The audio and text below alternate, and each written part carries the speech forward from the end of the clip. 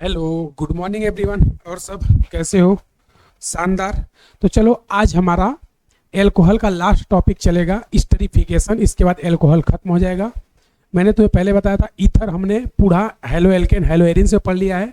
तो फिनॉल का ये लास्ट टॉपिक है, स्टरीफिकेशन। उसके बाद एल्कोहल पूरा खत्म। फिनॉल मैंने ऑलरेडी एक लेक्चर बना करके अपलोड कर दिया है। फिनॉल एक ही लेक्चर का है केवल। एल्कोहल 4 लेक्चर के थे तो 3 लेक्चर मैंने डाल रखा है। ये लास्ट लेक्चर है एल्कोहल का। तो देखना अगला जो है अपना, वो क्या है? वो है स्टरीफिकेशन। वो क्या है? Esterification.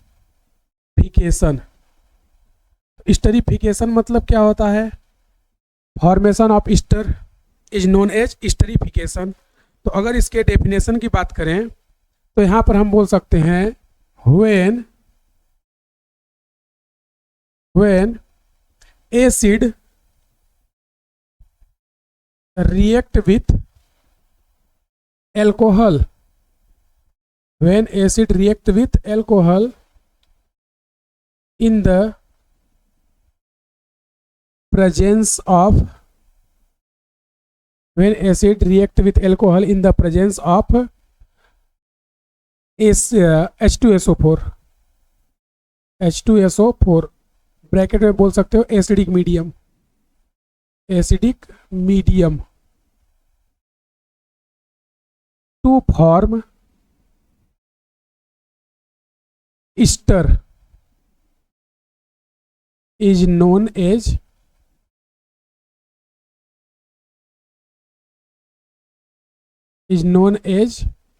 Esterification, is known as esterification. तो ये तो इसका डेफिनेशन हो गया कि जब तुम एसिड की रिएक्शन एल्कोहल से H2SO4 यानी एसिडिक मीडियम में करवाओगे तो प्रोडक्ट जो बनता है उसको हम लोग क्या बोलते हैं? ईस्टर बोलते हैं। तो कैसे होता है? सिंपल सा एक एग्जांपल लेते हैं। जैसे मैंने ले लिया RC डबल बॉन्ड OOH और इसकी रिएक्शन किससे करवा दिए? एल्कोहल से, ROH। तो यहां पर ये रिएक्शन होगा in the presence of H2SO4।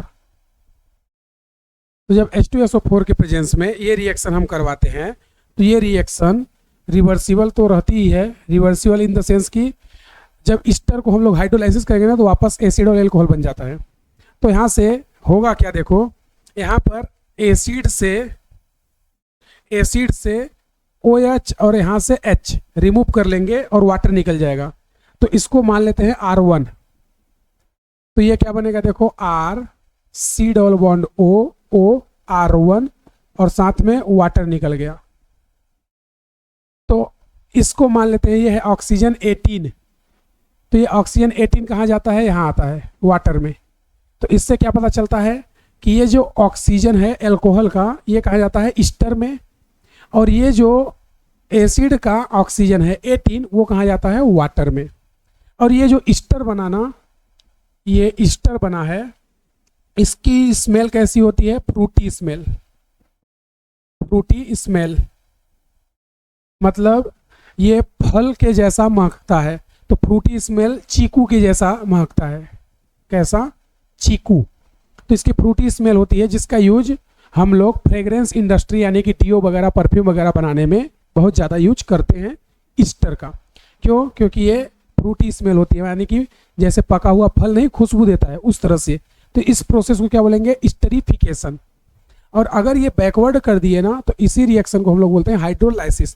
तो पहला तो ये है कि ये रिएक्शन क्या है? स्टरीफिकेशन, यानी कि formation of ester is known as esterification. अब इसी में अगर इसी में मैं बोलूं, यहाँ पर एक नोट या इंपॉर्टेंट बात, नोट, अगर ये रिएक्शन तुम H2SO4 और साथ में HCl के प्रेजेंस में कराओगे तो उस कंडीशन में इसको हम लोग एक स्पेशल रिएजेंट का नाम देते हैं और रिएक्शन को अलग नाम से जाना जाता है, जिसको बोलते हैं फिशर रिएक्शन। तो अगर H2SO4 को ना HCl के साथ रिएक्शन कराओ, कहाँ से? H2SO4 प्लस HCl, अगर इनके साथ इनको यूज करो तो इसको बोलते हैं मिनरल एसिड। तो यहां पर क्या बोलेंगे? If mineral acid is used as a catalyst. Mineral acid is used as a catalyst, then mineral acid is used as a catalyst, then reaction is known as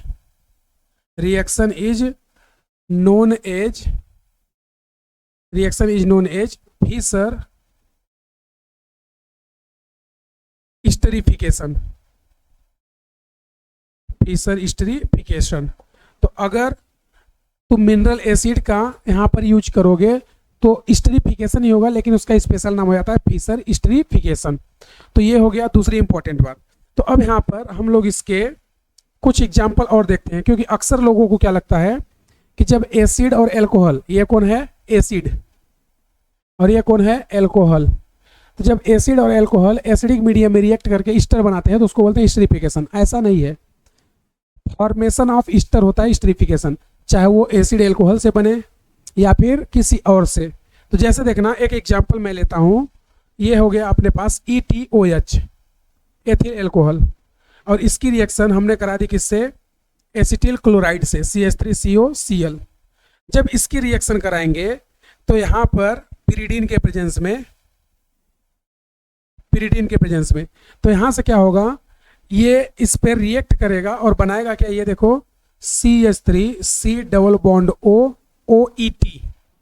तो ये इसका ये लोन पेयर यहाँ पे क्या करेगा, ये लोन पेयर यहाँ पर अटैक करेगा, तो ये यहाँ से निकल जाएगा, तो ये हाइड्रोजन यहाँ से आएगा और क्या बना देगा HCl।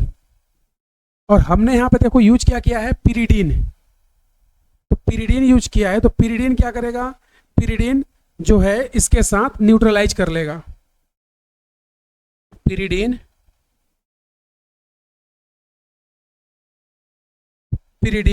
ये यहाँ पर क्या करके एसिड बेस रिएक्शन कर लेगा, एसिड बेस रिएक्शन। लेकिन ये एसिड बेस रिएक्शन नहीं है, ध्यान रखना। तो यहाँ पर HCl जो है पिरिडीन के साथ एसिड बेस रिएक्शन करके न्यूट्रलाइज हो जाएगा। क्या हो जाएगा, न्यूट्रलाइज।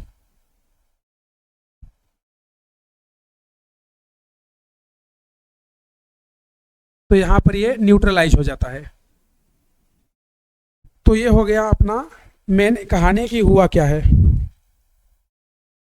तो ये भी प्रोसेस स्टेरिफिकेशन है।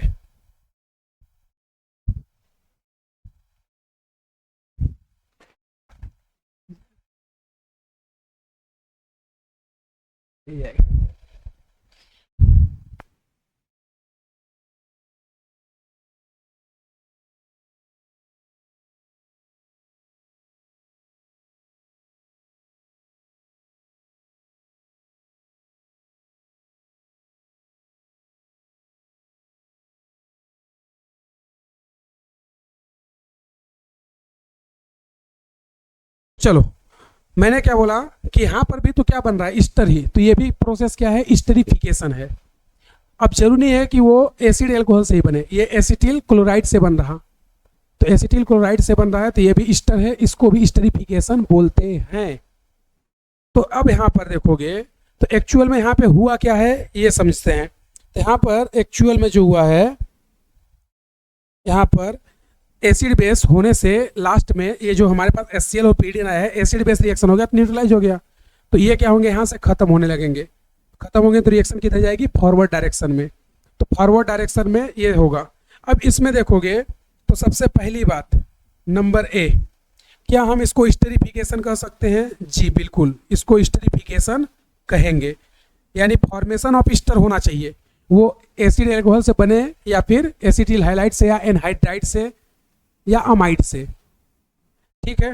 दूसरा, अगर दूसरी बात करें इसमें, तो क्या ये एसिटाइलेशन है, एसिटाइलेशन। एसिटाइलेशन का मतलब ये देखोगे तो ये जो ग्रुप है, इस ग्रुप को क्या बोलेंगे, एसिटाइल ग्रुप। तो यहाँ पर एसिटाइल ग्रुप का एडिशन हुआ है ना, तो ये क्या हो गया, एसिटाइलेशन, बिल्कुल। तीसरा, यहाँ पर मैकेनिज्म कौन सा फॉलो कर रहा, तो मैकेनिज्म इसका होता है SNAE, nucleophilic addition and elimination. तो यहाँ पे मैकेनिज्म SNAE चलता है। अगला D नंबर, ये तो बी बी 2 लिख दिया। डी नंबर देखो, डी नंबर में हम बोल सकते हैं एल्कोहल, एल्कोहल मॉलिक्यूलर वेट,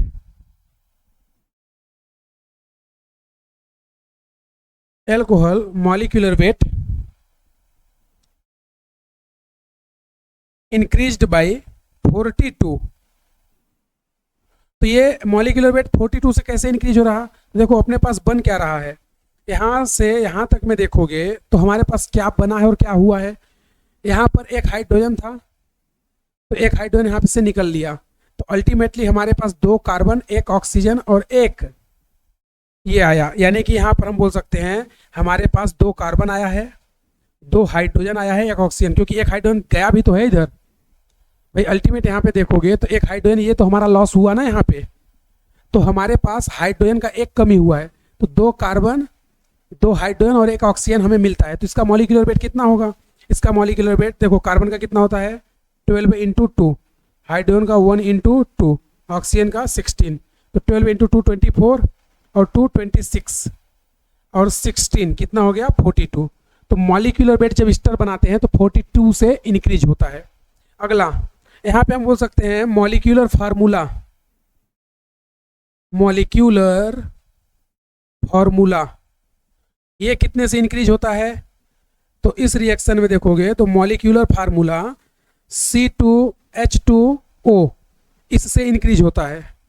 अगर इसी में हम बात करें कि number of OH group in the reactant, यानी कि ये पता कर सकते हो इससे तुम ABCDEF कि नंबर ऑफ OH ग्रुप कितने थे उधर रिएक्टेंट में। तो यहाँ से तुम बोल सकते हो आइडेंटिफाई, आइडेंटिफाई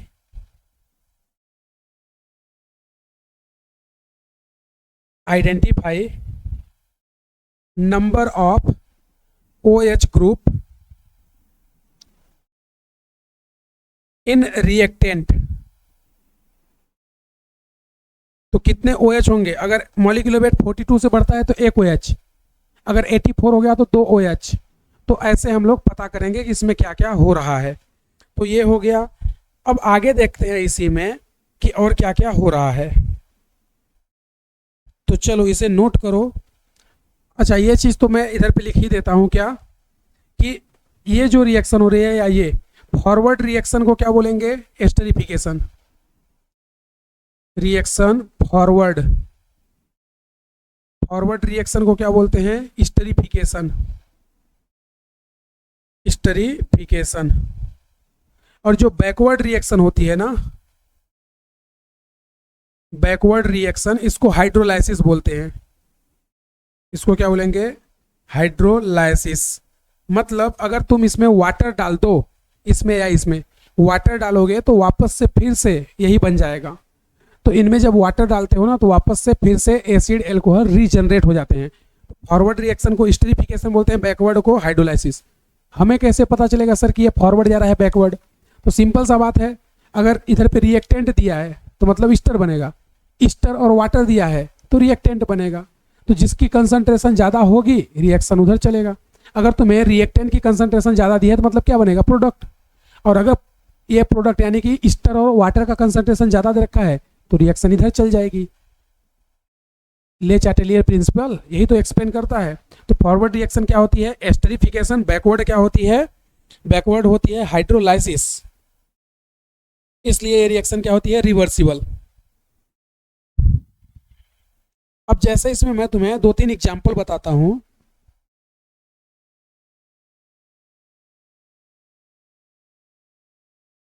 नोट किया क्या?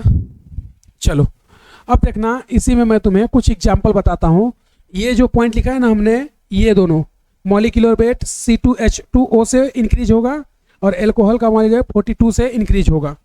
तो ये कैसे होता है वो देखते हैं। तो कुछ एग्जाम्पल करते हैं, क्योंकि ऐसे क्वेश्चन पेपर में जेई में बहुत आते हैं इस समय से। तो मैं तुम्हें 2-3 एग्जाम्पल करवाता हूं तो तुम्हें समझ में आ जाएगा कि क्या है।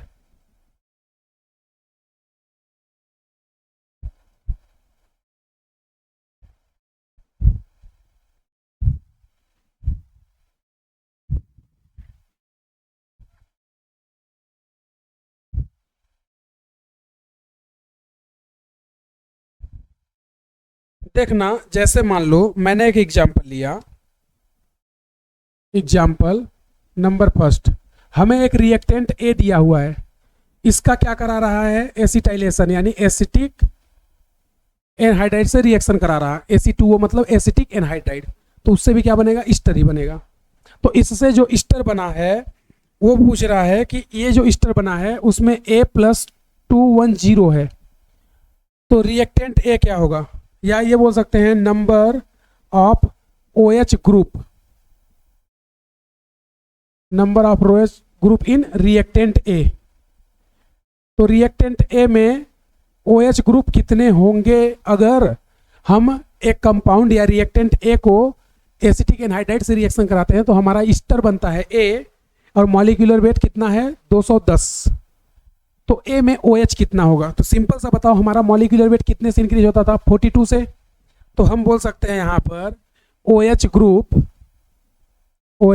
Group equal to molecular weight कितने से इंक्रीज हुआ है 210 से, और हमारा कितना इंक्रीज से होता है 42, तो ये कितना आ जाएगा 4। तो यहाँ पे बोल सकते हैं 4 OH ग्रुप होगा हमारे रिएक्टेंट ए में। तो आंसर क्या हो गया, 4 OH ग्रुप। उसी तरह दूसरा एग्जाम्पल देखना, जैसे मान लो तुम्हें बोल दिया कि एक रिएक्टेंट बी है, इसकी रिएक्शन x मोल एसिटिक एनहाइड्राइड Ac2O से कराते हैं, तो यहाँ पर जो प्रोडक्ट बनता है वो बनता है C6H12 या H6O3, ये बनता है। तो बोल रहा है तुमसे यहाँ पर क्या बोल रहा, मॉलिक्यूलर वेट, या यहाँ पर मॉलिक्यूलर वेट नहीं, अच्छा ये 4 दूना 8 3 12 4 जो 5 हो जाएगा ना OH, यहाँ पे सॉरी 5 आ जाएगा ना, 42 4 जा 210। तो यहाँ पे तुमसे क्या बोल रहा है इस बार, number of OH group in reactant B. तो number of OH group reactant B में कितने हैं ये तुमसे पूछ रहा है। तो अब इस बार तुम्हारा फार्मूला दिया है, तो ये बताओ फार्मूला हमारा OH ग्रुप के लिए कितना इंक्रीज होता है। तो फार्मूला यहाँ पर हमें दिया है C6H6O3 और हमारा फार्मूला इंक्रीज होता है C2H2O से। तो इसको सॉल्व करोगे तो ये 2 से 3 टाइम्स, ये 2 से 3 टाइम्स, ये कितना जाएगा 1 टाइम्स, तो कितना आ जाएगा ये 2 टाइम्स 3 टाइम्स चला जाएगा ना। तो यहाँ पे 3 OH ग्रुप होंगे। ये आ गया इसका आंसर। तो ऐसे तुमसे क्वेश्चन पूछता है। अरे समझा क्या। अब जैसे मान लो यहीं पर एक एग्जांपल हम लोग ले लेते हैं, क्या यहां पर एक एग्जांपल लेते हैं ग्लूकोज का। तो ग्लूकोज की अगर बात करें तो ग्लूकोज का फार्मूला क्या होता है C6H12O6। मॉलिक्यूलर वेट कितना होता है इसका 180। तो ग्लूकोज का फार्मूला ये C+O ये H, और यहाँ पर 4 मोल क्या होते हैं CHOH का होल 4, और लास्ट में क्या होता है CH2OH। यही होता है, मैं अलग अलग नहीं बना, मैं डायरेक्ट कर रहा, ठीक है। अब इसकी रिएक्शन तुमने x मोल एसिटिक एनहाइड्राइड से करा दी। तो एसिटिक एनहाइड्राइड से कराने के जितने मोल एल्कोहल हैं वो सब इससे रिएक्ट करेंगे, और ये सब इससे रिएक्ट करेंगे तो क्या बना लेंगे, ये सब रिएक्ट करके इससे जो प्रोडक्ट बनाएंगे वो प्रोडक्ट क्या बनेगा, ये C+O और ये H, और यहाँ पे क्या बन जाएगा, यहाँ पे बनेगा CHOAC का होल 4, और यहाँ पे क्या बन जाएगा CH2OAC। तो यहाँ पर OAC कितने मोल कंज्यूम हुआ 5 मोल। तो हम बोल सकते हैं यहाँ पर X की वैल्यू 5 मोल होगी, यानी एसिटिक एनहाइड्राइड ये 5 मोल यूज होता है। तो इससे क्या पता चला, इससे पता चलता है ग्लूकोज में कि ग्लूकोज में number of OH functional group OH कितने होते हैं 5 होते हैं, क्योंकि यहाँ पे 5 बार क्या हुआ है एसिटाइलेशन। भाई एसिटिक एनहाइड्राइड जुड़ा है ना, एसिटाइल ग्रुप जुड़ता है ना हर बार रिएक्शन में, CH3 C+O यही जुड़ता है ना रिएक्शन में, तो उसको क्या बोलते हैं एसिटाइल ग्रुप। तो यहाँ पर कितना 5 मोल हमारा एसिटिक एनहाइड्राइड लगेगा, यानी कि यहाँ पे 5 बार क्या हुआ है एसिटाइलेशन। इससे क्या पता चलता है कि ग्लूकोज में 5 एल्कोहल होते हैं। समझा क्या। अगला देखना, अगर तुम्हें इसी में पूछ दे कि मॉलिक्यूलर वेट यहाँ से यहाँ कितना बढ़ा, तो देखो इसका मॉलिक्यूलर वेट कितना होता है 180, और जब तुम यहाँ से यहाँ गए तो 5 मोल ये लिए ना, तो ये बताओ इसमें क्या करोगे, यहाँ से यहाँ जाने पर 5 मोल एसिटिक एनहाइड्रेट यानी कि 42 × 5 यही होगा। तो यहाँ से ये कितना हो गया, इसका मॉलिक्यूलर वेट 180 और 42 210 यानी कि 180 + 210 कितना आ जाएगा, ये 0 8 1 9 2 1 3 390 मॉलिक्यूलर वेट होगा किसका, इसका। अरे समझा क्या। तो उसी तरह अगला तुमसे क्या पूछ सकता है, अगला तुमसे पूछ सकता है कि मॉलिक्यूलर फार्मूला में क्या चेंजेस होगा। तो ये बताओ ग्लूकोज का फार्मूला कितना होता है C6H12O6, और यहाँ से फार्मूला कितना इंक्रीज होता है C2H2O, कितने बार एसिटाइलेशन हुआ है 5 बार। तो ये यहाँ से क्या बन जाएगा, ये बन जाएगा C10H10O5। तो इन दोनों को ऐड करो तो यहाँ पे इसका फार्मूला कितना आ जाएगा C16H12 और 10 22 और ऑक्सीजन 6 और 5 11। तो ये जो बना है इसका फार्मूला कितना होगा C16H22O11, ये इसका आ जाएगा फार्मूला, ये इसका क्या है मॉलिक्यूलर वेट। समझा। तो ये तुम्हारा ये हो गया। अगर मान लो यहां पर मैं फ्रुक्टोज ले लूं, फ्रुक्टोज, तो फ्रुक्टोज का फार्मूला तो सेम ही होता है लेकिन रिएक्शन अलग होगी। क्यों, क्योंकि फ्रुक्टोज में याद करो ये होता है CH2OH, बीच में होता है कीटोन, फिर CHOH का होल थ्राइस, फिर CH2OH ये होता है। तो इसमें x मोल तुमने क्या ले लिया एसिटिक एनहाइड्राइड और रिएक्शन कराए तो क्या बना, यहाँ पर रिएक्शन कराने पर प्रोडक्ट क्या बनेगा, तो जितने OH हैं सब रिएक्ट करेंगे तो यहाँ पर 1 और 3 ये और ये 5 बनेगा ना। तो यहाँ पे बन जाएगा क्या CH2OAC, यहाँ पे क्या बनेगा C डबल बॉन्ड O, यहाँ पे क्या बनेगा CHOAC का होल थ्राइस, और ये बन जाएगा CH2OAC। कीटोन से कोई मतलब नहीं। तो यहाँ पे भी 5 ही इंक्रीज हो रहा। अब इसका अगर तुम देखोगे तो इसका मॉलिक्यूलर फार्मूला या मॉलिक्यूलर वेट सेम होता है कितना 180। तो यहाँ पर कितने मोल यूज हुए, 1 और 3 यहाँ 1 यहाँ, तो यहाँ भी x 5 मोल एसिटिक एनहाइड्राइड यानी 5 बार क्या हुआ है एसिटाइलेशन, 5 बार एसिटाइलेशन हुआ है यहाँ भी। तो इससे क्या पता चला कि फ्रुक्टोज में भी 5 OH होते हैं, एल्कोहल होते हैं। नेक्स्ट देखना, नेक्स्ट अगर मॉलिक्यूलर वेट की बात करें तो यहाँ पर ये कितने बार लगा है 5 बार ना, तो 5 बार लगा है। तो यहाँ पर मॉलिक्यूलर वेट कितना इंक्रीज होता है, मॉलिक्यूलर वेट इंक्रीज होता है 42 से, इनटू कितने मोल लगे हैं 5, तो ये कितना हो गया 210। तो मॉलिक्यूलर वेट इसका भी तो सेम ही आएगा 390 मॉलिक्यूलर वेट, और फार्मूला भी सेम ही होगा। तो समझा क्या ये तुम लोगों ने कि कैसे करना है, अरे बोलो। चलो तो अब ये अगर तुम्हें समझ में आ गया तो इसका मैं तुम्हें एक आध क्वेश्चन और मैकेनिज्म बताता हूं पहले कि ये होती कैसे रिएक्शन है। अच्छा, इनमें एसिटिक एनहाइड्राइड है ना, तो साथ में तुम चाहो तो बाई प्रोडक्ट एसिटिक एसिड बना सकते हो जिसको बोलते हैं ACOH। देखो एसिटिक एनहाइड्राइड जिसको नहीं पता है ना वो इधर देख लो, ये है एसिटिक एनहाइड्राइड। तो जब यहां से बॉन्ड ब्रेक करोगे तो ये एसिटाइल ग्रुप है, ये क्या है एसिटाइल ग्रुप। तो एसिटाइल यहाँ पे जुड़ रहा है ना, तो इसी को हम लोग बोलते हैं, ये जो टर्म है ना इसको बोलते हैं OAC। और अगर 2 मोल ले लिए तो ये भी क्या हो गया OAC। तो ओवरऑल अगर OAC ऐसे लिखते हैं ना तो उसको बोलते हैं एसिटिक एनहाइड्राइड, और AC मतलब एसिटाइल। तो OAC इसको क्यों बोलते हैं, क्योंकि यहाँ पे एसिटिक एनहाइड्राइड है। समझा क्या, तो ये एसिटाइल होता है। तो प्रोसेस क्या होगा ऐसे, तो जब यहाँ पर तुम ब्रेक करोगे तो यहाँ पर H+ तो जुड़ेगा ना, तो ये H+ 5 मोल, तो ये एक्चुअल में क्या है एसिड है, ये एल्कोहल नहीं है, ध्यान देना भाई। ये एक्चुअल में ये बनेगा ना यहाँ पर ये CH3 C double bond OOH, ये एसिटिक एसिड बनता है, ये यही है जो हमने लिखा है ACOH। यहाँ पर भी सेम वही बनेगा क्या 5 मोल ACOH यानी एसिटिक एसिड। तो यहाँ पे ध्यान रखना ये एल्कोहल नहीं है, ये क्या है एसिटिक एसिड है। कितने मोल 5 मोल। समझा क्या तुम लोगों ने। तो यहाँ पे ध्यान रखना ये OH एल्कोहल नहीं एसिड का OH है, ये वाला OH। तो इसको नोट करो, फिर उसके बाद मैं तुम्हें इसका मैकेनिज्म बताता हूँ कि ये कैसे SNAE मैकेनिज्म है फिर उसके बाद मैं तुम्हें इसमें रिएक्टिविटी बताऊंगा toward alcohol and toward acid.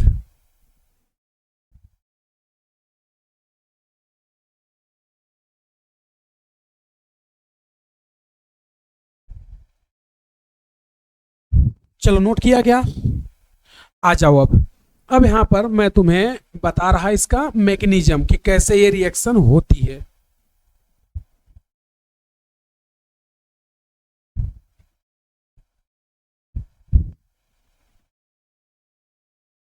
फिर उसके बाद ईस्टर के बाद हम लोग पढ़ेंगे इसी का हाइड्रोलाइसिस, कि अगर हाइड्रोलाइसिस करें तो क्या बनेगा।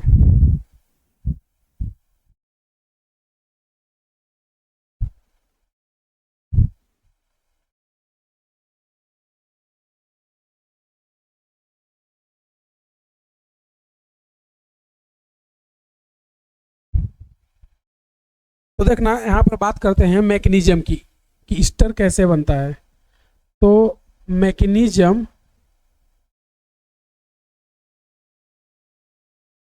अगर यहाँ पर मैकेनिज्म की बात करें हम लोग तो मैकेनिज्म में क्या क्या हो रहा है ये देख रहे हैं, ठीक है। तो देखना मैकेनिज्म की अगर बात करें हम लोग तो मैकेनिज्म में यहाँ पे क्या क्या बन रहा। तो सिंपल सा पहले क्या लेते हैं एसिड, और एसिड ये हमने ले लिया CH3 C double bond OOH, और इस पर हमारा आकर के कौन रिएक्ट करेगा H2SO4 का H+।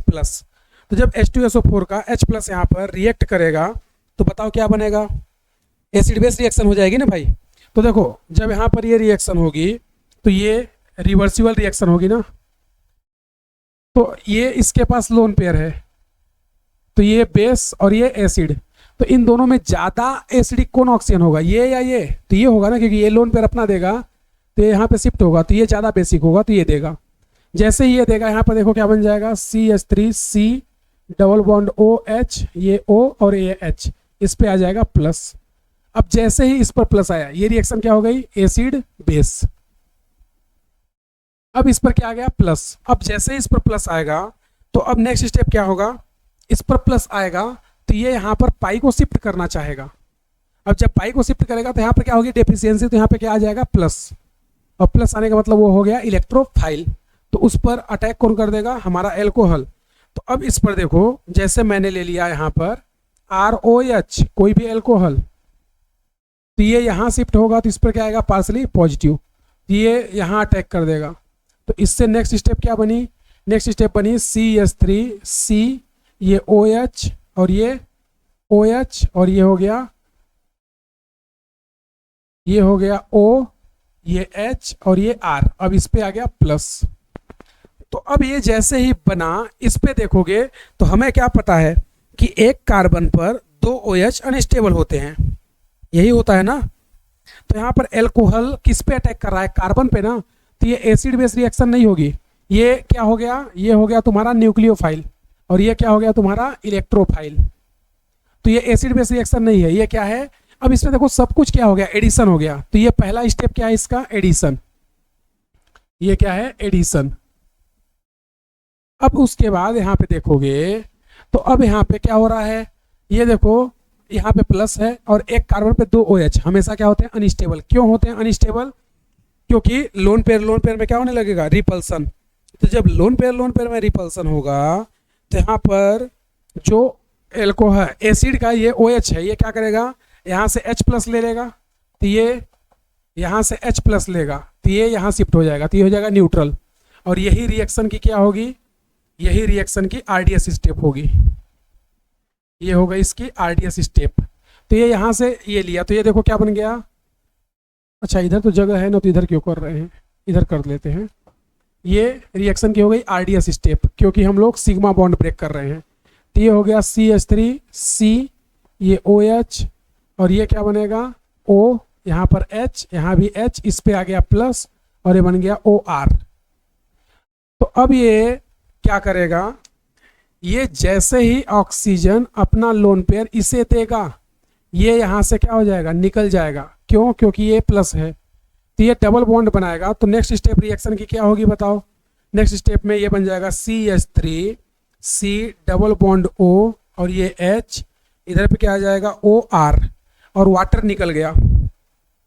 H2O। अब ये H2O क्या करेगा, ये यहाँ से H प्लस ले लेगा, तो ये बॉन्ड यहाँ चला जाएगा, तो जो इस पे प्लस आया है वो क्या हो जाएगा, न्यूट्रल। तो अगले स्टेप में क्या हो जाएगा रिएक्शन, अगले स्टेप में यहाँ से ये बन जाएगा अपना CH3 C double bond OOR और साथ में बन गया H3O पॉजिटिव। तो ये ऐसे हुआ। ये रिएक्शन ऐसे ही बैकवर्ड भी जाएगी, मतलब ईस्टर का रिएक्शन वाटर से कराओ तो क्या बनेगा, ये बनेगा, फिर इससे ये, इससे ये, इससे ये और वापस ये बन जाएगा। तो ये रिएक्शन फॉरवर्ड और बैकवर्ड दोनों जाती है। तो कितने स्टेप की रिएक्शन हुई बताओ, 1 2 3 4 5। तो हम बोल सकते हैं ये 5 स्टेप की रिएक्शन है। It is 5 step reaction. दूसरा यहाँ पे क्या बोल सकते हो, दूसरा यहाँ पर बोल सकते हो, दूसरा बोल सकते हैं 4 intermediate formed in this reaction. 4 intermediate बनाना है, 1 2 3 4। तो 4 इंटरमीडिएट, 4 इंटरमीडिएट फॉर्म्ड। और यहाँ पे क्या बोल सकते हैं, ये रिएक्शन का टाइप कैसा है, SNAE मैकेनिज्म। कैसे पता चला, क्योंकि वाटर निकल रहा है ना, और एडिशन किसका हो रहा है, एल्कोहल का, तो ये SNAE मैकेनिज्म को फॉलो करेगा। यहाँ पे देखो ना, ये एडिशन हुआ और यहाँ से वाटर रिमूव हुआ है, तो ये क्या हो गया, ये हो गया इलिमिनेशन। तो रिएक्शन का टाइप कैसा हो गया, SNAE, nucleophilic addition and elimination. तो ये SNAE मैकेनिज्म हो गया ना। तो ये हो गया अपना रिएक्शन का पाथवे। अगर सपोज करो मैं यहाँ पर ऑक्सीजन का नंबरिंग कर दूं, मतलब ऑक्सीजन को 18 मान लूं, तो एक्चुअली मैं पता करना चाह रहा हूं कि ये जो वाटर निकला है यहाँ पर, ये वाटर में ऑक्सीजन किसका आता है, क्या वो एल्कोहल का आता है या एसिड का है ऑक्सीजन। तो मैं समझने के लिए इसको मान लेता हूँ O18, ठीक है। तो ये यहाँ पे अटैक किया, तो ये ऑक्सीजन क्या हो गया, 18। तो ये यहाँ से ये ऑक्सीजन क्या हो गया, 18। तो यहाँ से ये वाला ऑक्सीजन हो गया 18, तो यहाँ से ये वाला ऑक्सीजन 18। तो देखो एल्कोहल का ऑक्सीजन 18 है, वो यहाँ है। इसका मतलब मैं ये बोल सकता हूँ कि यहाँ पर जो वाटर रिमूव हुआ है ना, वो ऑक्सीजन एसिड का है। तो सीधा सा तुम्हें करना क्या है, जैसे मान लो तुम्हें कोई भी क्या दे दिया, एसिड, और एक दे दिया एल्कोहल, तो इसका तुम OH हटाओगे और इसका H, और इनको आपस में अटैच कर दोगे, तो प्रोडक्ट क्या बनेगा, देखो RC डबल बॉन्ड OOR, इसको डैश मान लो। तो ये जो है ये कहाँ से आया है, यहाँ से, और ये यहाँ से, यानी कि एसिड से हमें एसिटाइल ग्रुप मिलता है। एसिड से क्या मिलता है, एसिटाइल ग्रुप, और एल्कोहल से क्या मिलता है, एल्कोक्साइड RO माइनस। समझा क्या। तो ऐसा मत सोचना कि ये एसिड है तो यहाँ से H प्लस निकलता है, नहीं, क्योंकि ये रिएक्शन एसिड बेस थोड़ी है, ये रिएक्शन तो SNAE मैकेनिज्म है ना। जब SNAE मैकेनिज्म है मतलब न्यूक्लियोफिलिक और इलेक्ट्रोफिलिक रिएक्शन है, तो फिर हम यहाँ पे नहीं बोल सकते कि यहाँ से H प्लस ही निकलेगा, यहाँ पर OH निकलता है। क्यों, क्योंकि ये रिएक्शन एसिड बेस नहीं है। हाँ, वो अलग बात है कि फर्स्ट स्टेप एसिड बेस है, वो फर्स्ट स्टेप एसिड बेस है, लेकिन क्या ये पूरी रिएक्शन एसिड बेस है क्या, नहीं। पूरी रिएक्शन क्या है, न्यूक्लियोफिलिक एडिशन एलिमिनेशन, यानी SNAE मैकेनिज्म है। तो SNAE मैकेनिज्म है तो हम ये नहीं बोलेंगे कि एसिड से H प्लस ही निकलता है, नहीं, एसिड से क्या निकलेगा, OH माइनस, और एल्कोहल का क्या निकलेगा, H प्लस। तो ये मैं तुम्हें एक शॉर्ट ये बता रहा कि एक्चुअल में होता क्या है। तो ये तुम ना अपने समझने के लिए यहाँ पर बात लिख लो। क्या, मैं जैसे यहाँ पे ले लिया एसिड और यहाँ पे ले लिया ये एल्कोहल, तो एसिड का क्या हटाओगे, OH, एल्कोहल का क्या हटाओगे, H, और यहां से इसको R डैश मान लेते हैं। इससे तुम्हें क्या मिलेगा, एसिड से हमेशा तुम्हें क्या मिलेगा, एसिटाइल ग्रुप, एसिटाइल ग्रुप। तो याद करो, इसीलिए मैंने बताया था कि जरूरी है कि एसिड और एल्कोहल की रिएक्शन से ईस्टर बने। एसिटिल हाइलाइट ले लो या अमाइड ले लो या फिर एनहाइड्राइड ले लो, इन सभी में एसिटाइल ग्रुप होता है ना, C डबल बॉन्ड OR। तो ये ग्रुप हमें चाहिए, वो एसिड से आए या फिर वो एसिड हैलाइड से आए या फिर वो एनहाइड्राइड से आए, सभी रिएक्शन स्टेरिफिकेशन से जानी जाएंगी। तो यहाँ से प्रोडक्ट क्या बनेगा, देखो तुम्हारा यहाँ से बनेगा R C double bond O O R dash, और यहाँ पे बन गया क्या, वाटर H2O। ये ऑक्सीजन किसका है, ये ऑक्सीजन हमारे एसिड से आ सकता है, एसिड से आया है। और ये ऑक्सीजन किसका है, ये ऑक्सीजन एल्कोहल का है। तो तुम्हें ध्यान क्या रखना है, एसिड से OH, एल्कोहल से H हटाते हैं, समझा क्या। तो ये तुम्हारे काम का चीज है कि एसिटाइल ग्रुप हमें चाहिए उधर से। अगर मान लो यहाँ पर एनहाइड्राइड ले लें तो भी एनहाइड्राइड से क्या लोगे, CH3COO, एसिटाइल ग्रुप में उधर से उठाना है और कुछ नहीं, समझा क्या। तो ये इंपॉर्टेंट है।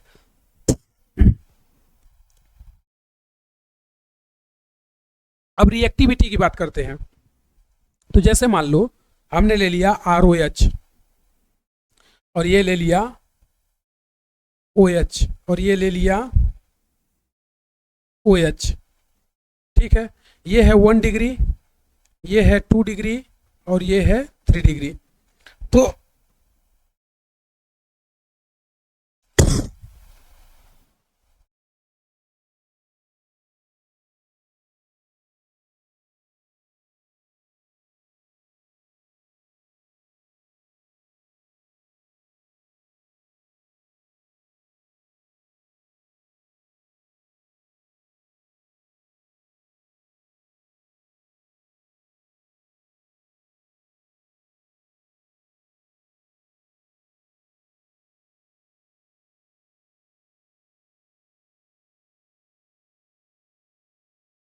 तो देखना यहाँ पे मैं क्या बता रहा था कि एल्कोहल के साथ रिएक्टिविटी क्या होगी। तो हमने पढ़ा है कि इनका ये है क्या एक्चुअल में, ये सब न्यूक्लियोफाइल का बिहेव कर रहे हैं ना भाई, ये इस पे अटैक करता है तो ये न्यूक्लियोफाइल है ना। एल्कोहल क्या है, न्यूक्लियोफाइल, इधर देखो ना, एल्कोहल न्यूक्लियोफाइल है और ये एसिटाइल ग्रुप इलेक्ट्रोफाइल है। तो हमने पढ़ा है कि स्टेरिक हिंड्रेंस अगर बढ़ेगा तो न्यूक्लियोफिलिसिटी नेचर क्या होता है, कम हो जाएगा। तो इसमें reactivity toward esterification, reactivity toward esterification या स्टर क्या हो जाएगा, कम हो जाएगा। यानी कि 1 डिग्री एल्कोहल फास्ट रिएक्ट करेगा, 2 डिग्री उससे स्लो, 3 डिग्री सबसे स्लो। उसी तरह अगर एसिड ले लो तो जैसे मान लो ये अपने पास है COOH, यहाँ पे है ये COOH और यहाँ पे है ये COOH। अब यहाँ पर ये 1 डिग्री है, 2 डिग्री है, 3 डिग्री। तो यहाँ पर जितना ज़्यादा स्टेरिक क्लाउड होगा, ये केटायन यहाँ पे जो प्लस बन रहा है इसकी चार्ज की इंटेंसिटी कम होने लगेगी ना भाई। यहाँ पर जैसे मान लो यहाँ पर प्लस आएगा तो 2 प्लस आई लग रहे हैं, अगर यहाँ पे प्लस आया तो 3 प्लस आई लगेंगे। तो प्लस आई चार्ज की इंटेंसिटी को क्या कर देंगे, कम कर देंगे। तो न्यूक्लियोफाइल हमारा अटैक स्लो करेगा, समझा क्या। तो हमें यहाँ पर इंटेंसिटी हाई रखनी है ताकि न्यूक्लियोफाइल जल्दी अटैक करे। तो यहाँ पर हम बोल सकते हैं पॉजिटिव चार्ज इंटेंसिटी, ये क्या हो रहा, कम हो जा रहा। रीजन क्या, प्लस आई प्लस एम इफेक्ट के कारण।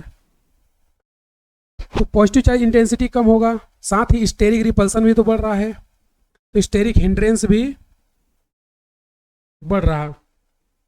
और स्टेरिक हिंड्रेंस बढ़ रहा तो रिएक्टिविटी ये क्या हो जाएगी, ये भी कम हो जाएगी। यानी कि 1 डिग्री ज़्यादा रिएक्टिव होगा, 2 डिग्री कम, 3 डिग्री सबसे कम, तो रिएक्टिविटी भी कम हो जाएगी। तो ये हो गया एल्कोहल की रिएक्टिविटी और ये हो गया एसिड की, यानी दोनों में रिएक्टिविटी घटती है बट रीजन दोनों का अलग अलग है। तो अब हम लोग यहाँ पर एक बात करेंगे, क्या, एक टर्म होता है माइक्रोस्कोपिक रिवर्सिबिलिटी प्रिंसिपल।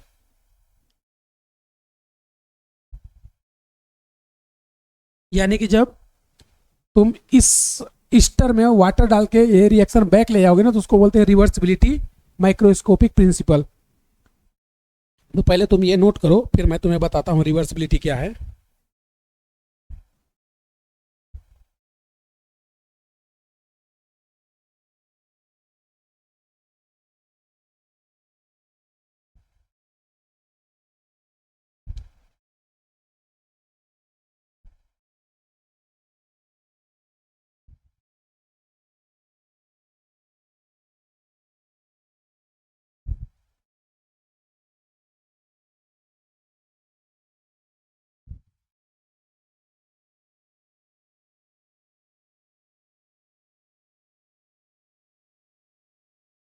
चलो अब मैं तुम्हें ना रिवर्सिबिलिटी प्रिंसिपल बता देता हूं क्या होता है।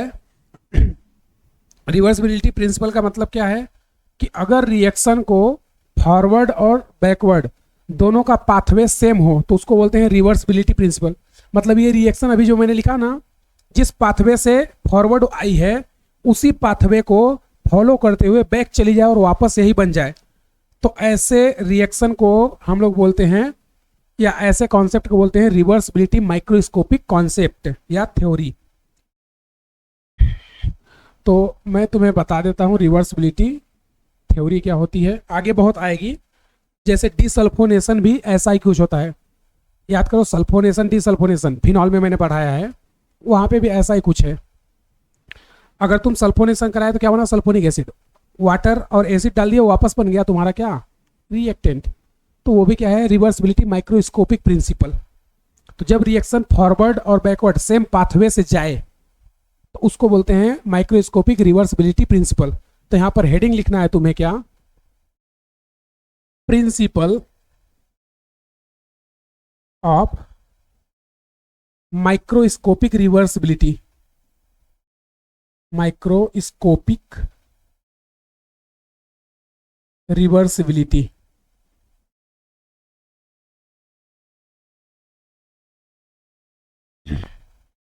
ठीक है, तो प्रिंसिपल ऑफ माइक्रोस्कोपिक रिवर्सिबिलिटी की अगर बात करें तो प्रिंसिपल ऑफ माइक्रोस्कोपिक रिवर्सिबिलिटी में क्या होता है, जो हमने अभी ईस्टर बनाया था, जैसे शॉर्ट में बता दे रहा हूं, R C double bond O R dash, इसकी रिएक्शन किससे करा लो,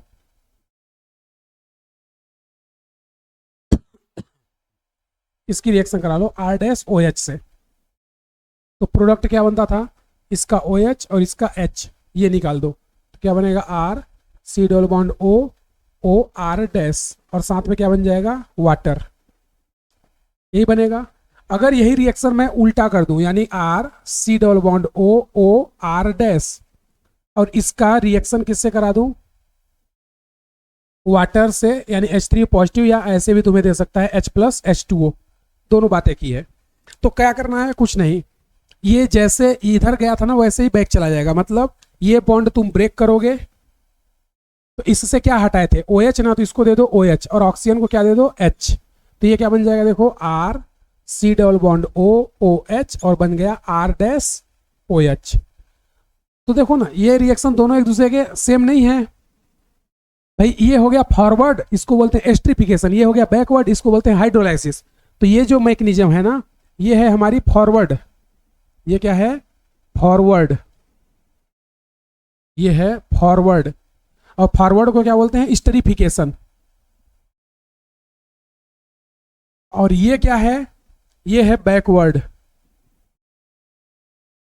और बैकवर्ड को क्या बोलते हैं, हाइड्रोलाइसिस, यानी वाटर डाल रहे हैं ना भाई, इसको बोलते हैं हाइड्रोलाइसिस। तो इन दोनों का पाथवे, इन दोनों रिएक्शन की पाथवे ये क्या होगी, सेम होगी। सेम इन द सेंस कि जैसे ये फॉरवर्ड जा रहा है वैसे ही बैकवर्ड भी जा सकता है। कब, जब हाइड्रोलाइसिस। तो बोलोगे सर ये तो रिएक्शन फिर चलेगी ही नहीं, इक्विलिब्रियम पे रहेगी। या बोले फॉरवर्ड कब जाएगी, जब रिएक्टेंट का कंसंट्रेशन ज्यादा हो तो फॉरवर्ड जाएगी, जब इसकी कंसंट्रेशन बढ़ा दोगे तो बैकवर्ड चली जाएगी। समझा क्या। तो इसीलिए हम लोग पीरिडीन यूज करते थे, ताकि पीरिडीन क्या कर सके, न्यूट्रलाइज कर सके। तो अगर रिएक्शन का पाथवे क्या होता है, सेम होता है, यानी कि अगर इसको मैं ग्राफ से तुम्हें एक्सप्लेन करूं, तो जैसे मान लो ये हमारी रिएक्शन चल रही थी,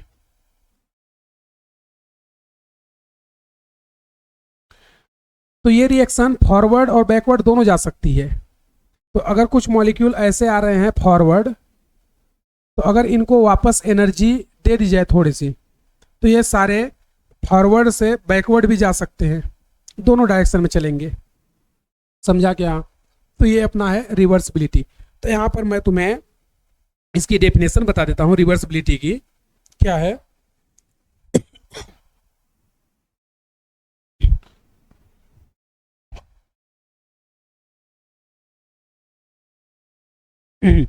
अकॉर्डिंग टू इसका डेफिनेशन ना, according to microscopic reversibility, microscopic reversibility, according to microscopic reversibility principle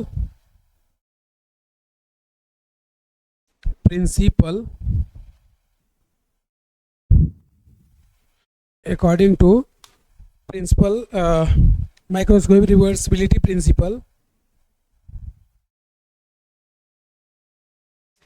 if the reaction is equilibrium, according to microscopic reversibility principle, if reaction is equilibrium,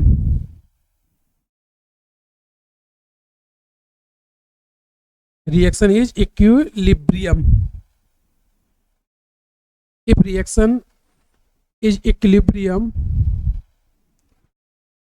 according to reversibility principle, if reaction is equilibrium,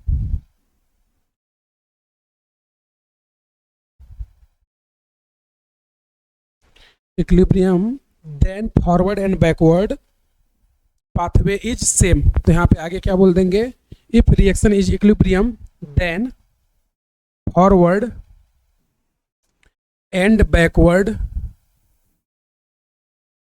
pathway is same. तो ये है reversibility. और इसका example sulphonation भी होता है, ध्यान रखना। फिनॉल में मैंने पढ़ा रखा है सल्फोनेशन, वहां पर देखना तो तुम्हें पता चल जाएगा। तो सल्फोनेशन भी ऐसा ही होता है, रिवर्सिबिलिटी माइक्रोस्कोपिक प्रिंसिपल। चलो इसको नोट करो, उसके बाद मैं तुम्हें दोनों क्वेश्चन, ये वाले भी, ये क्या है स्टेरिफिकेशन, ये क्या है हाइड्रोलाइसिस, तो ये दोनों ही मैं तुम्हें पढ़ा दे रहा, मतलब इन पे क्वेश्चन करवा दे रहा। फिर उसके बाद हम लोग देखेंगे क्या हाइड्रोलाइसिस का मैकेनिज्म, यानी ये कैसे हुआ। तो ये दो तरीके से होता है, या तो एसिड में या तो बेस में। तो पहले ये लिखो, फिर उसके बाद आगे देखते हैं।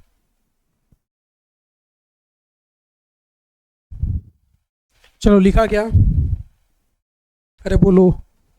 चलो अब इस पर क्वेश्चन करते हैं अपन।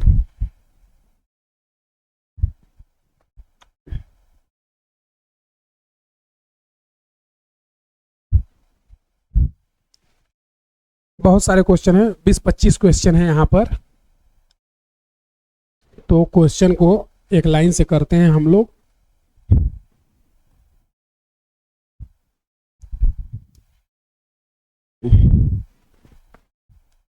क्वेश्चन नंबर फर्स्ट, यहाँ पे है तुम्हारे पास PH C++OH प्लस ये OH और ये है 18 वाला, in the presence of H2SO4 heat. दूसरा नंबर हमें दिया है CH3 C++OOH प्लस यहाँ पे है CH3OH 18। इससे तुम्हें ये पता चलेगा कि एक्चुअल में ऑक्सीजन कहाँ जाता है, वाटर में जाता है या ईस्टर में। अगला हमारे पास है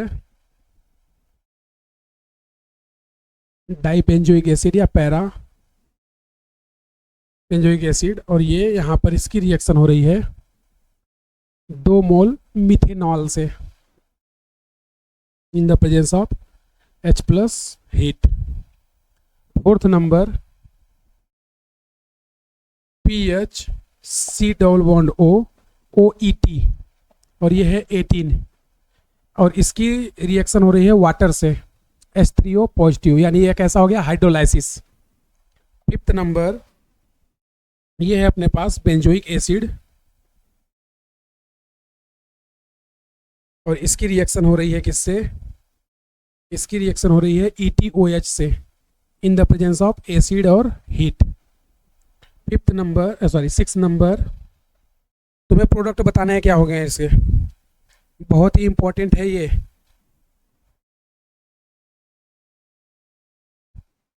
यहाँ पे है ये OH और यहाँ पे है OH, इसकी रिएक्शन तुम कराओगे एसिटिक एनहाइड्राइड से, ठीक है भाई। और सेवेंथ नंबर ये है तुम्हारे पास OH और ये है OH, इसकी भी रिएक्शन कराओ एसिटिक एनहाइड्राइड से, प्रोडक्ट क्या बनेगा ये तुम्हें बताना है। अगला कितने हुए, 7 ना, 8 नंबर, 8 नंबर है अपने पास OH, ये है 18, CH2 CH2 CH2 C double bond OOH, 1 2 3 4, 1 2 3 4, इसकी रिएक्शन हो रही है एसिडिक मीडियम यानी H+ के प्रेजेंस में। 9th नंबर हमें दे दिया है OH, ये OH ग्लिसरॉल दिया है बेसिकली, और इसकी रिएक्शन किससे करवा रहा, इसकी रिएक्शन 3 मोल एसिटिक एनहाइड्राइड से करवा रहा। 10th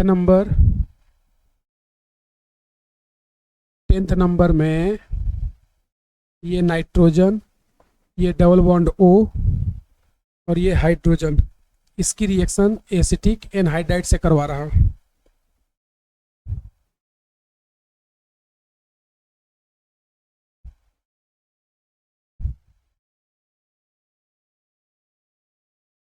इलेवेंथ नंबर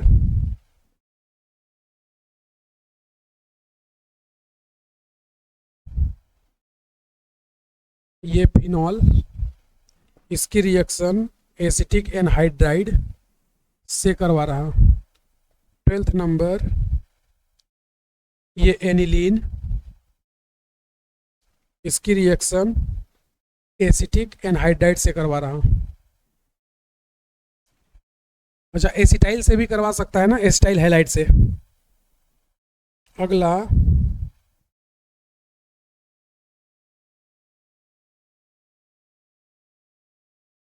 ये है NH2 और ये भी है NH2, ये है बेंजीन रिंग, इसकी भी रिएक्शन Ac2O से करवा रहा। चलो 13th क्वेश्चन है, इसको एक बार तुम लोग ट्राई करो क्या आ रहे हैं तुम्हारे आंसर, फिर मैं इसको डिस्कस करता हूं कि क्या होगा प्रोडक्ट।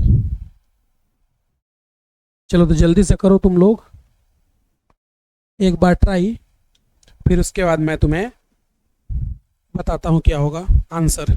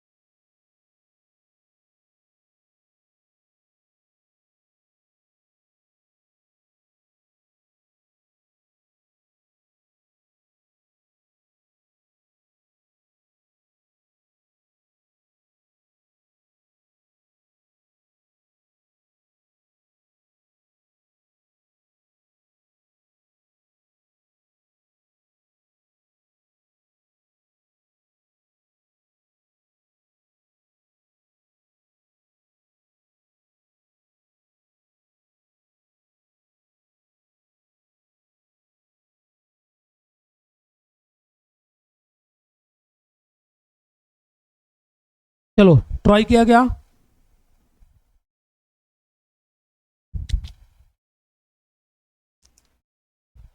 अरे बोलो भाई, आ जाओ आंसर देखते हैं। सिंपल सा, ये क्या है, न्यूक्लियोफाइल, ये अटैक करेगा इस पे, यहाँ से क्या हटाओगे OH, यहाँ से क्या हटाओगे H, इनको अटैच कर दो तो क्या बन गया product PHC double bond O और ये है 18, ठीक है, साथ में क्या निकल जाएगा वाटर। इसमें आ जाओ तो ये क्या है भाई, ये न्यूक्लियोफाइल होगा ना, ये इलेक्ट्रोफाइल होगा, यहाँ पे पार्सली क्या आएगा पॉजिटिव, तो ये हो गया इलेक्ट्रोफाइल। ये क्या होगा न्यूक्लियोफाइल, और ये क्या होगा, ये होगा इलेक्ट्रोफाइल, ये इस पे अटैक, तो यहाँ से OH और यहाँ से H हटा देंगे तो क्या बनेगा देखो, CH3 C double bond O O CH3 और साथ में वाटर निकल गया, तो यहाँ पर ये ऑक्सीजन 18 होगा। इसमें आ जाओ, तो ये क्या है, न्यूक्लियोफाइल 2 मोल, तो 1 मोल यहाँ अटैक करेगा और 1 मोल यहाँ, यहाँ से OH और यहाँ से OH हटाओगे, यहाँ से हाइड्रोजन, तो ये बनेगा क्या, ये ऊपर और नीचे दोनों ही क्या बना लेंगे, Easter, C double bond O O CH3 और इधर भी क्या बन जाएगा, C double bond O O CH3। इसमें आ जाओ, तो ये देखो हाइड्रोलाइसिस हो रहा है, ये क्या हो रहा है, हाइड्रोलाइसिस, हाइड्रोलाइसिस। तो हाइड्रोलाइसिस में क्या करते हैं बताओ, हाइड्रोलाइसिस में ये बॉन्ड ब्रेक करो, इसको दो OH और ऑक्सीजन को दो H, तो ये ऑक्सीजन 18 वाला है ना, तो ये बन जाएगा तुम्हारा बेंजोइक एसिड और साथ में क्या बन जाएगा, ETOH, ये आ गया 18।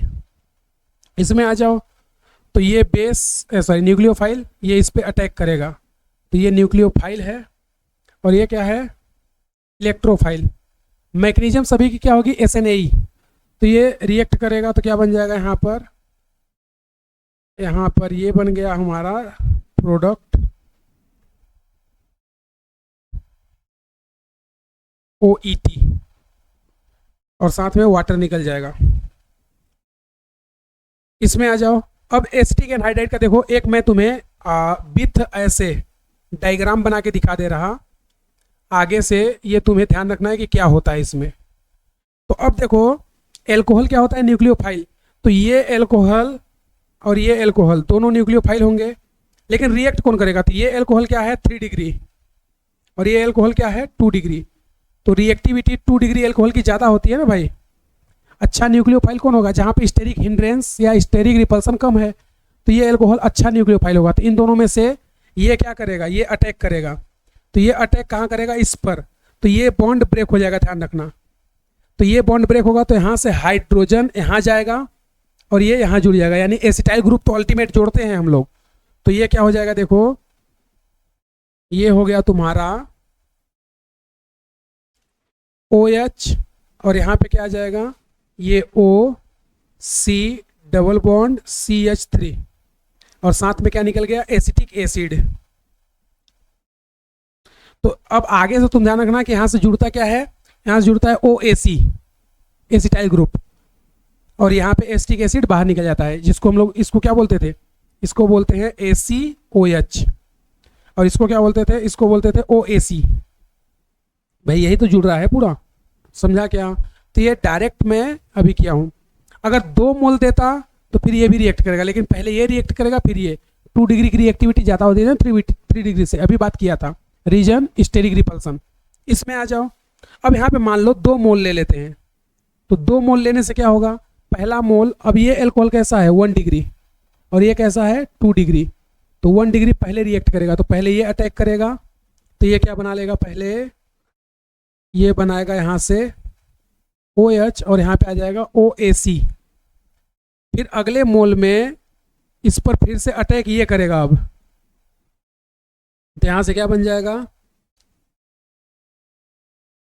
यहाँ से बन जाएगा ये OAC और यहाँ से भी बन गया सॉरी इसको ऐसे करना, यहाँ पे एक कार्बन मैंने गायब ही कर दिया, OAC और यहाँ से OAC, तो ये बन गया। तो 2 मोल लेगा तो तुम्हें ये पता करना है कि पहले रिएक्ट करना करेगा, जिसकी डिग्री कम वो पहले रिएक्ट करेगा, रीजन न्यूक्लियोफिलिक। आ जाओ इसमें, अब देखोगे तो ये एल्कोहल है और ये एसिड, तो ये यहीं से अटैक कर देगा, तो यहाँ से OH हटा दोगे और यहाँ से H, तो कितने मेंबर की रिंग बन गई, 1 2 3 4 5, तो ये देखो 1 2 3 और ये 4 और ये 5, ये हो गई। तो 1 कार्बन 2 कार्बन 3 कार्बन 4 कार्बन, तो 4 कार्बन है और 1 ऑक्सीजन, ये O18 होगा, ये बन गया तुम्हारा प्रोडक्ट और वाटर क्या हो गया बाहर। भाई ईस्टर ही है ना, ये साइक्लिक ईस्टर है। इसमें आ जाओ, तो ये तीनों मोल से क्या हटाओगे, OH, सॉरी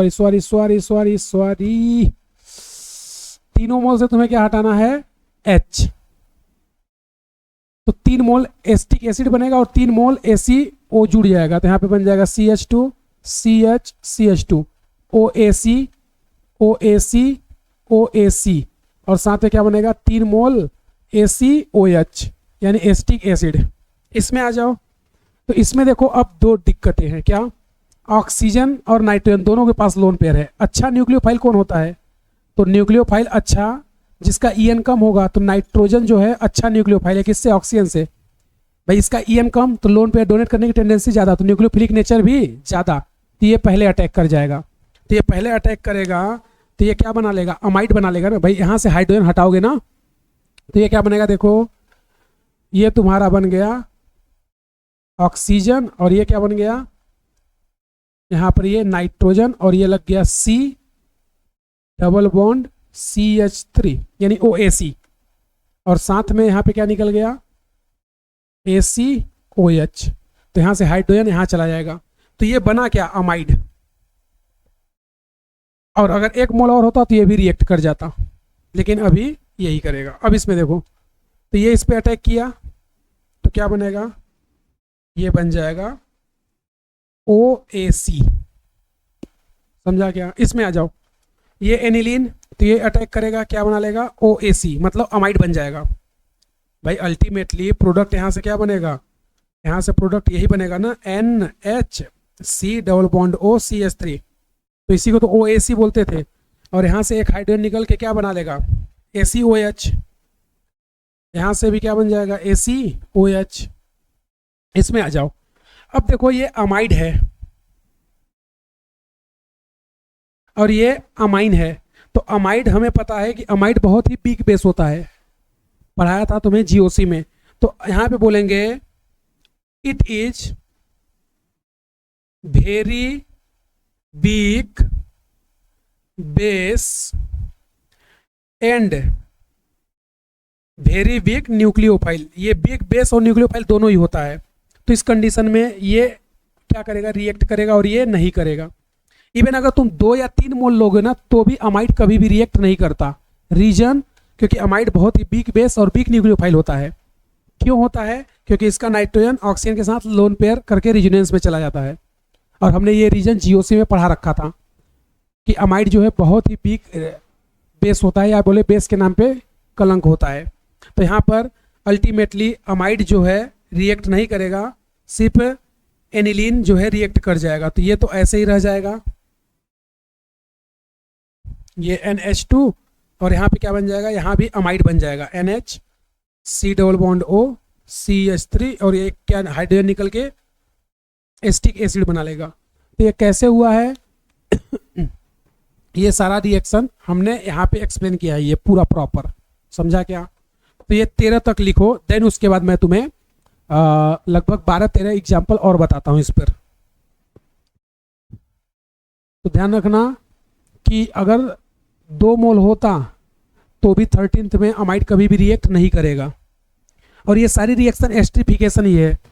तो लोगों को क्या लगता है कि एसिड और एल्कोहल रिएक्ट करके एस्टर बनाते हैं, वो एस्टरिफिकेशन है। नहीं भाई साहब, इसको भी एस्टरिफिकेशन, इसको भी एस्टरिफिकेशन ही बोलते हैं।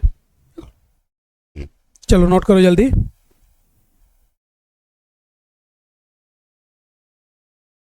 थर्टीन्थ क्वेश्चन हो गए ना।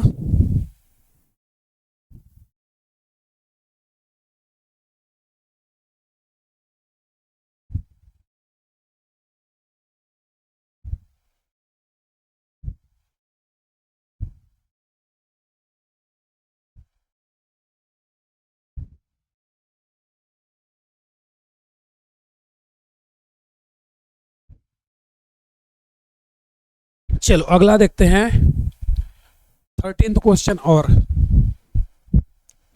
फिर उसके बाद ये खत्म हो जाएगा।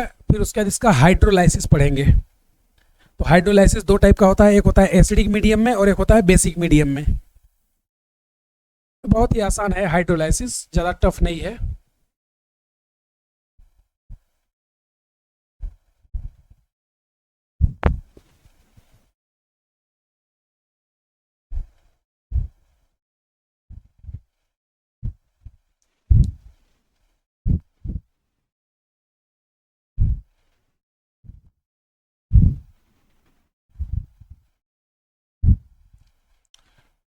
तो देखना अगला जो है 14th नंबर, हम लोग उसकी बात कर रहे हैं। तो 13th तो हो गया अपना, 14th में है अपने पास ये CH3 और ये है NH2। इसकी रिएक्शन हो रही है किससे? एसिटिक एनहाइड्राइड से। ये वही है ना ACOH ही, ध्यान रखना। तो तुम्हें अलग अलग तरीके से बना बना के देगा, लेकिन तुम्हें परेशान होना नहीं है। अगला है तुम्हारे पास ग्लाइकॉल। इसमें का दोनों OH क्या है? दोनों ऑक्सीजन 18 है। तो इसकी रिएक्शन किससे करवा रहा है ये? ऑक्जेलिक एसिड से। तो प्रोडक्ट बताना है क्या बनेगा in the presence of heat. 16th में ये है तुम्हारे पास C डबल बॉन्ड OOH और ये है कीटो, और इसकी रिएक्शन किससे हो रही है? NaBH4 से। फिर कुछ बना है, जो बना है उसकी रिएक्शन हो रही है एसिड और हीट से। 17th नंबर, ये 1 2 3 4 5, ये डबल बॉन्ड O, ये OH, और ये क्या है? कीटो। इसकी रिएक्शन हो रही है किससे? सेम NaBH4 से। और उसके बाद जो भी बन रहा उसकी रिएक्शन हो रही है किससे? हीट और एसिड से। 18th नंबर, तुम्हें दे रखा है ये, और यहाँ पर प्रोडक्ट बन रहा है ये, और इसकी रिएक्शन हो रही है लिथियम एल्यूमिनियम हाइड्राइड से। फिर यहाँ पे जो भी बन रहा ना, इसकी रिएक्शन हो रही है Ac2O-XS। ठीक है भाई, चलो इतना करो, फिर उसके बाद अगला क्वेश्चन कराते हैं, क्योंकि ये क्वेश्चन थोड़े बड़े बड़े हैं।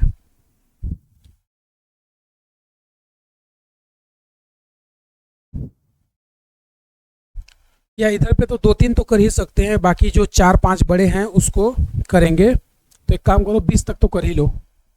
ये 19th नंबर यहाँ पे है तुम्हारे पास PH C double bond O CH2 C double bond O O ET।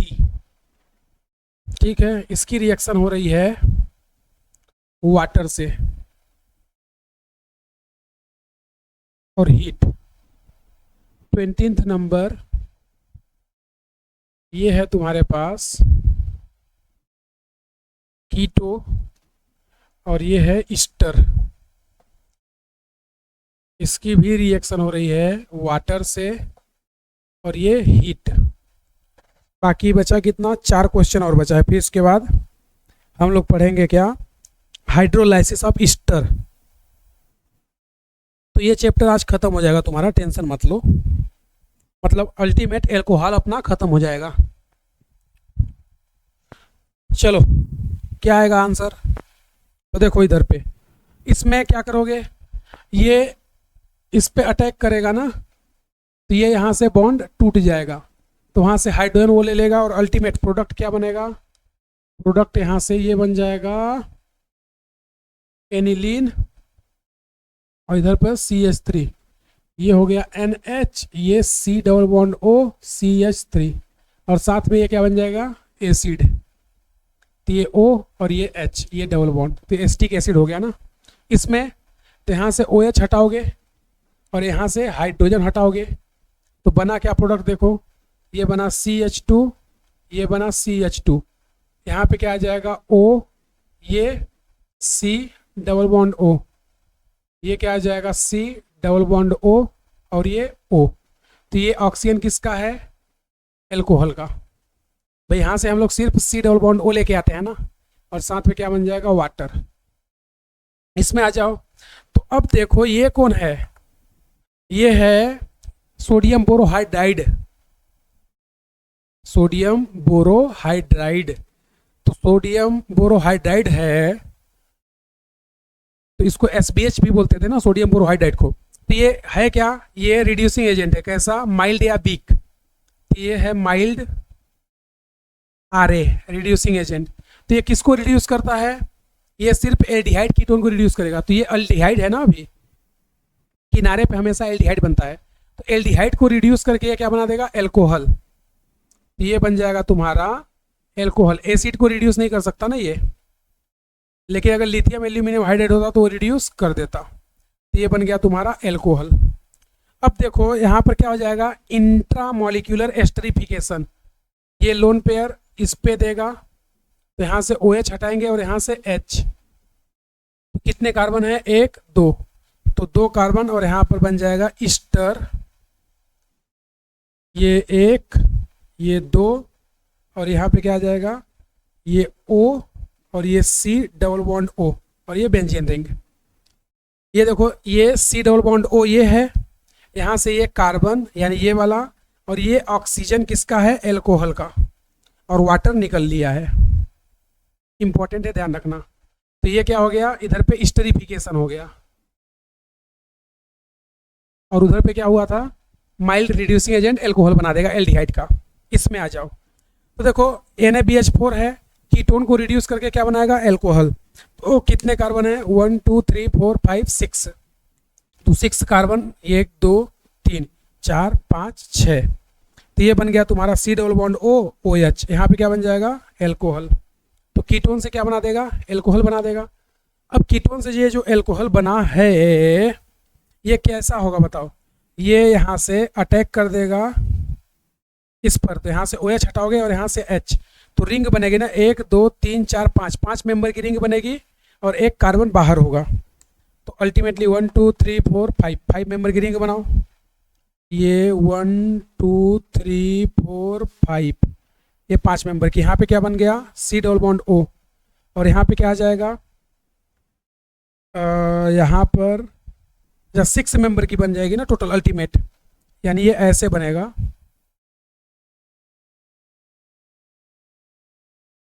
ये, और जहाँ पर ये वाला ग्रुप है वहाँ पर ये मिथाइल होगा। भाई ये ऑक्सीजन के पास वाले कार्बन पे तो क्या होगा, मिथाइल। तो ये एल्कोहल का कार्बन।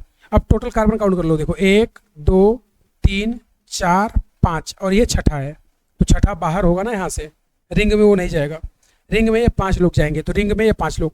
तो यहाँ पे ये बन गया डबल बॉन्ड, तो ये डबल बॉन्ड। ऑक्सीजन जो एल्कोहल का है वहीं पर मिथाइल हमारा बाहर हो जाएगा। तो ये हो गया अपना प्रोडक्ट, और साथ में वाटर। तो ये क्या हो गया, माइल्ड रिड्यूसिंग एजेंट।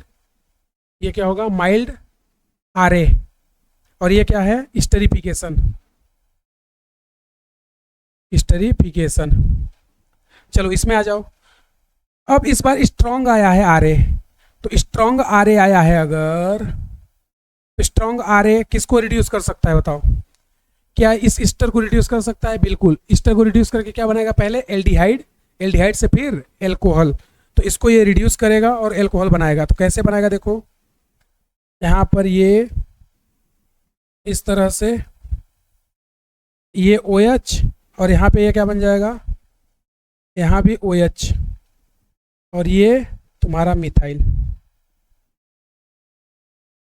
ठीक है। अब यहाँ पर ये और ये दोनों हैं।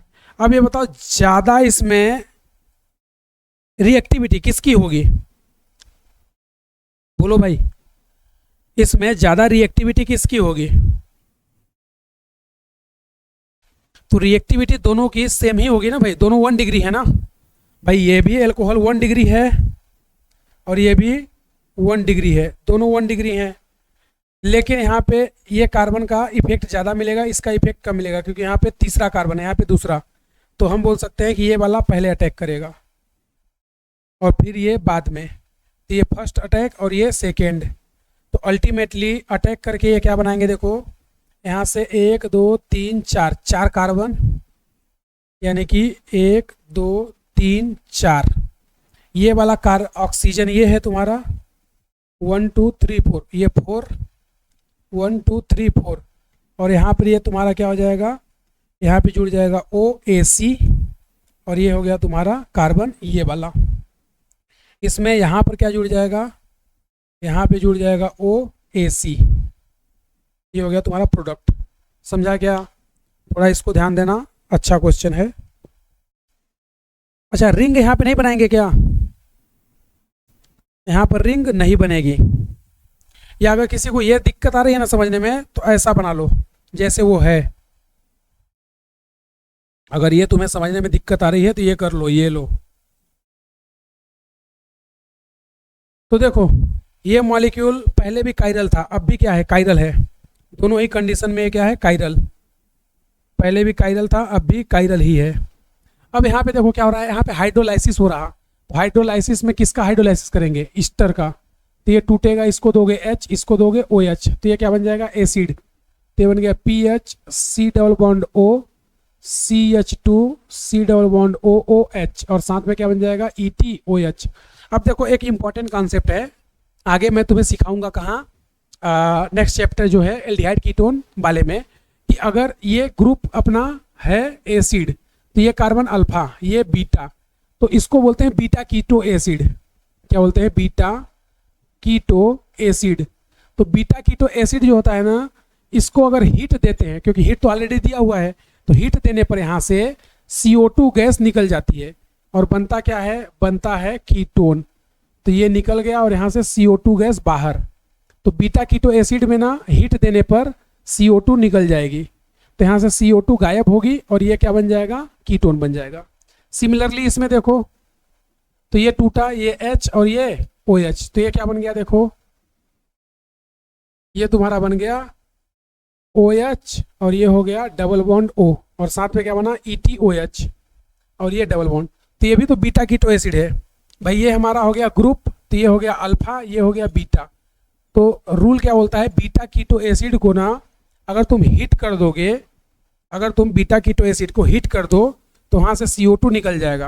तो हीट करोगे तो यहाँ से CO2 बाहर, तो ये क्या बन जाएगा, ये बन जाएगा सीधा सा कीटोन, और ये जो हाइड्रोजन बचता है ये यहाँ रहेगा, तो साथ में CO2 गैस बाहर। तो ये बीटा कीटो एसिड में ऐसा होता है, ठीक है। चलो तो इसको नोट करो, देन उसके बाद मैं तुम्हें 4 क्वेश्चन और करवाता हूँ, फिर उसके बाद सीधे पढ़ेंगे इसका स्टीरियो केमिस्ट्री, और फिर सीधे ट्रांसस्टरीफिकेशन।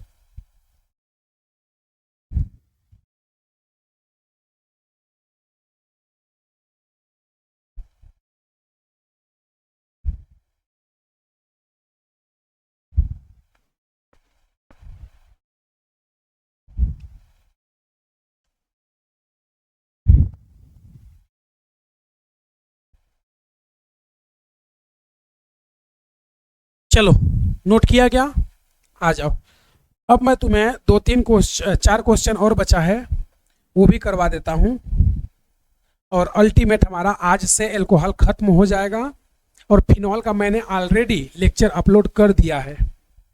फिनॉल का एक ही लेक्चर है, एल्कोहल के 4 लेक्चर हैं, तो 3 अपलोड हो चुके हैं, ये लास्ट जाएगा ईस्टर वाला। फिर उसके बाद एल्डिहाइड कीटोन कार्बोक्सिलिक एसिड का मैंने 2 लेक्चर अपलोड कर दिया है, तीसरा लेक्चर तुम्हें कल मिल जाएगा।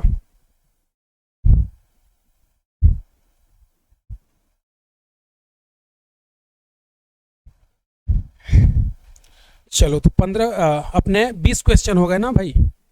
अब कुछ 4 क्वेश्चन और बचे हैं, उनको भी कर लेते हैं।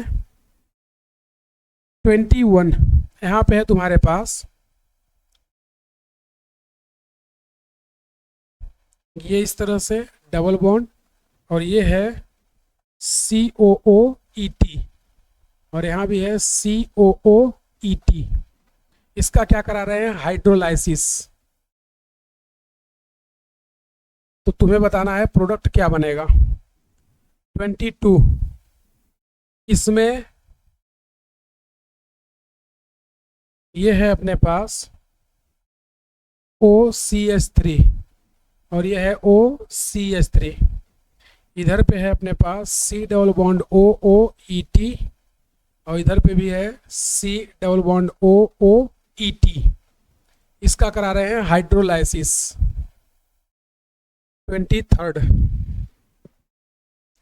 23rd में ये है अपने पास OET, ये भी है OET, और ये है OCH3, और ये भी है OCH3। इसका क्या करा रहे हैं? हाइड्रोलाइसिस। तो ध्यान रखना, ये तो ईस्टर है लेकिन ये ईथर है। 24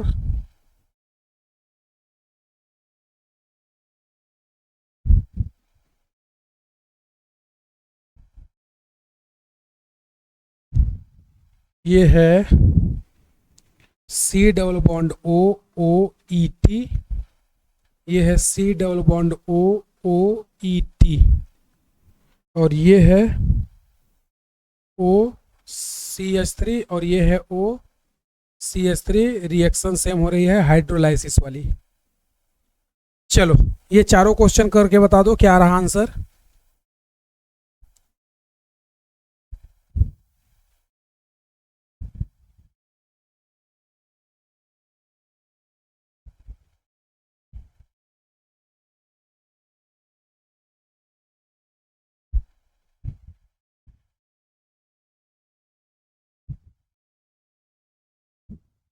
ट्राई किया क्या?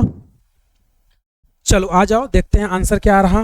तो देखो इधर पे, इसमें देखोगे तो पहले हाइड्रोलाइसिस होगा तो ईस्टर टूटेगा यहाँ से, तो इसको दो H और इसको क्या दे दो AOH, तो ये क्या बन गया? एसिड। तो ये तुम्हारा बन गया C डबल बॉन्ड OOH, और ये बना C डबल बॉन्ड OOH, और ये है कीटोन। तो अब यहाँ पर देखोगे तो ये क्या है? ये कार्बन हो गया अल्फा, ये हो गया बीटा। बीटा कीटो एसिड को हीट कर दो, क्योंकि ये सारी रिएक्शन कहाँ चल रही है? हीट पर। तो अगर हीट दे दोगे तो ये क्या बन जाएगा? यहाँ पर यहाँ से क्या निकाल दोगे? यहाँ से CO2 हटा दो। तो CO2 हटाओगे तो प्रोडक्ट क्या बन जाएगा? प्रोडक्ट ये बन जाएगा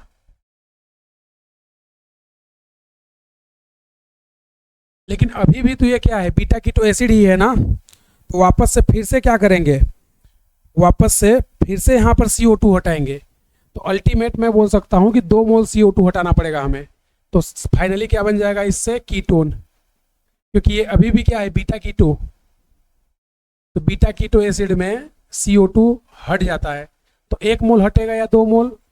अगर जब तक बीटा कीटो एसिड रहेगा CO2 हटता रहेगा। तो अल्टीमेट यहाँ पे 2 मोल CO2 हटता है। तो यहाँ भी CO2 हटा है और यहाँ भी CO2 हटा है। इसमें आ जाओ। तो अब देखो, ये तो हो गया ईस्टर का हाइड्रोलाइसिस। यहाँ पे आएगा ये H, यहाँ पे OH, ये H सॉरी ये OH और ये H, और ये ईथर है ना। तो ईथर का हाइड्रोलाइसिस, तो ऑक्सीजन को क्या देते हैं? H, इसको क्या देंगे? OH। ये ईथर है, इसको क्या देंगे? OH, और ऑक्सीजन को क्या देंगे? H। तो देखो वहां से मिलेगा क्या? अल्टीमेटली तुम्हारे पास ये आ गया C डबल बॉन्ड OOH, यहाँ भी क्या आ गया? C डबल बॉन्ड OOH, और यहाँ पे क्या मिल जाएगा? OH, और यहाँ भी OH। तो हमने क्या पढ़ा है? एक कार्बन पर 2 OH अनस्टेबल होते हैं। तो ये एक कार्बन पर 2 OH, यहाँ से क्या निकाल दो? पानी। ठीक है। दूसरा, इसमें देखोगे तो एक कार्बन पर 2 एसिड है।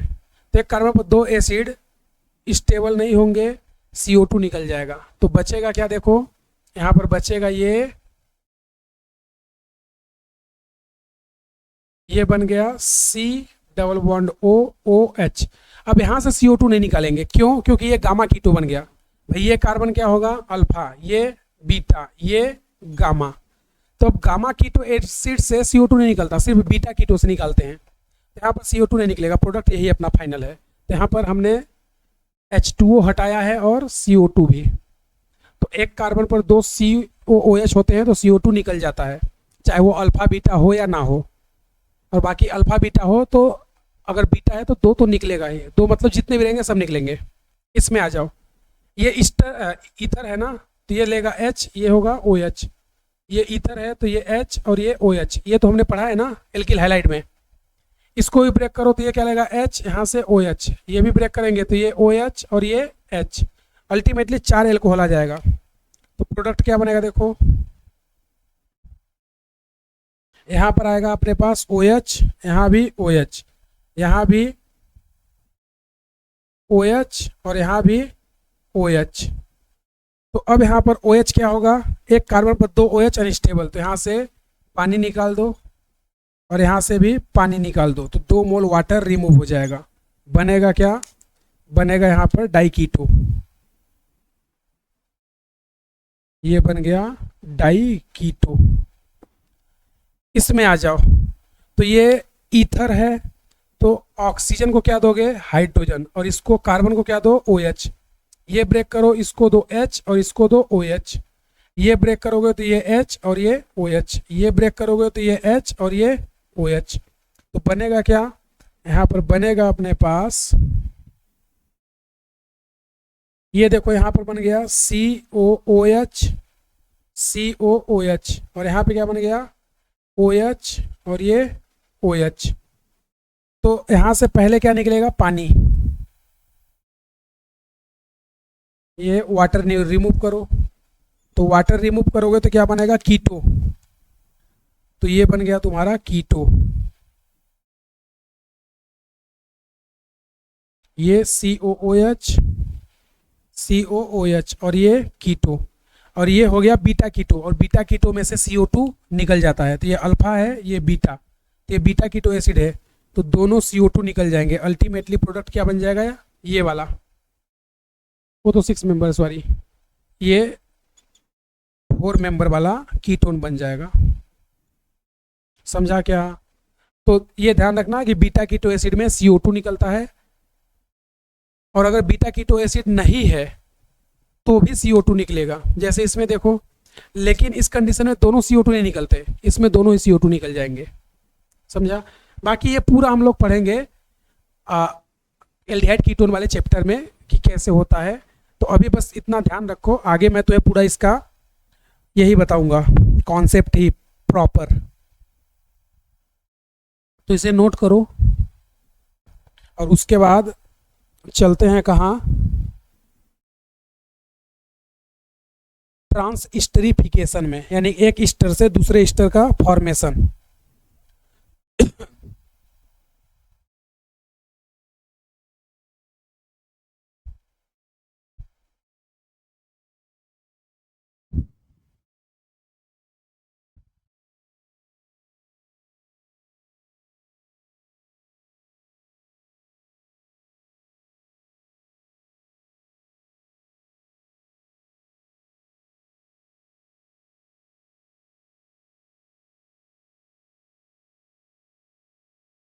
लिखा क्या, चलो अब मैं तुम्हें बता रहा ट्रांसस्टरीफिकेशन, यानी कि एक ईस्टर से दूसरे ईस्टर का फॉर्मेशन होगा तो उसको क्या बोलते हैं। अगर ये तुम्हें थोड़ा दिक्कत हो रहा है समझने में तो टेंशन मत लो, aldehyde ketone carboxylic acid chapter में मैं पूरा का पूरा इसका कॉन्सेप्ट ही बता दूंगा, तो तुम्हें कोई दिक्कत नहीं आएगी वहाँ पर, क्योंकि एल्डिहाइड कीटोन ही बन रहा है ना यहाँ पर। तो ये ऐसा भी बोल सकते हैं कि ये कीटोन प्रिपरेशन या एल्डिहाइड प्रिपरेशन की क्या है मेथड है, तो वहाँ पर मैं पूरा बताऊंगा, तुम्हें टेंशन नहीं लेना है। चलो अगला है अपना क्या, ट्रांसस्टरीफिकेशन। ट्रांसस्टरीफिकेशन, तो ट्रांसस्टरीफिकेशन मतलब formation of one ester to another, formation of one ester to another is called ट्रांसस्टरीफिकेशन।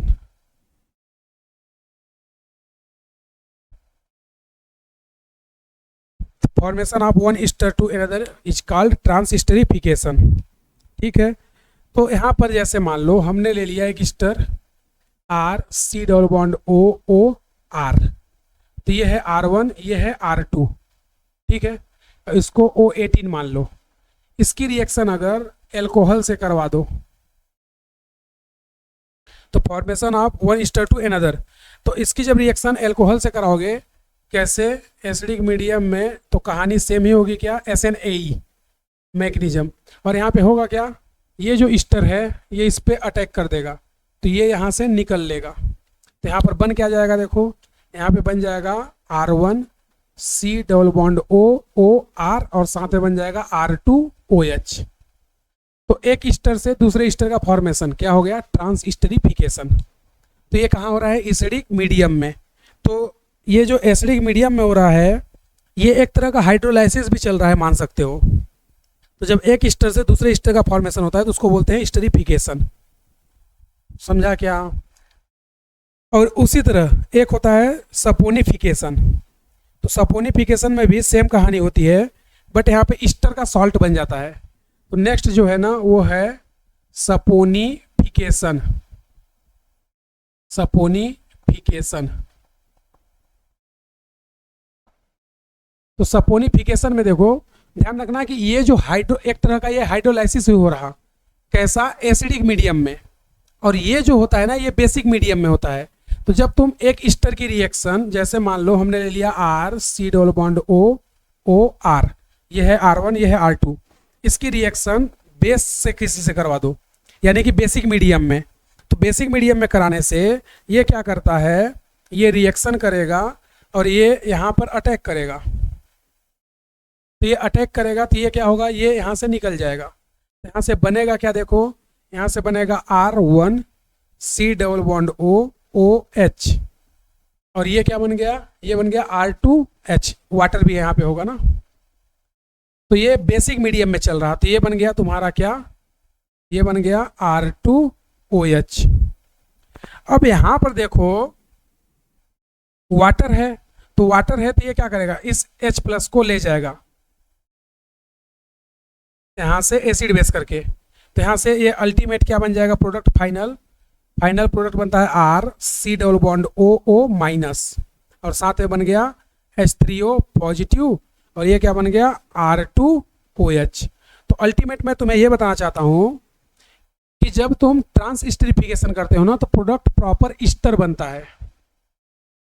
और ये कहाँ है, ये है एसिडिक मीडियम में, यानी कि ये एक तरह का हाइड्रोलाइसिस ही है, एसिडिक मीडियम।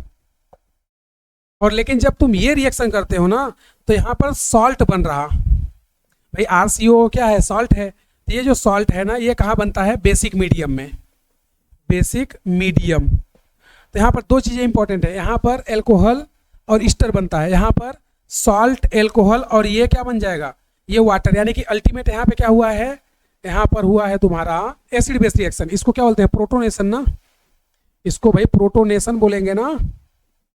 तो ये प्रोटोनेशन या फिर इसको बोल दो एस्टरिफिकेशन, बात एक ही है। समझा क्या। तो ये इंपॉर्टेंट। तो अब हम ना इसी का यूज करेंगे। ये दोनों ही क्या है, हाइड्रोलाइसिस हैं भाई। ईस्टर का हम लोग हाइड्रोलाइसिस कर रहे हैं। ये किस मीडियम में है, एसिडिक, ये किस मीडियम में है, बेसिक।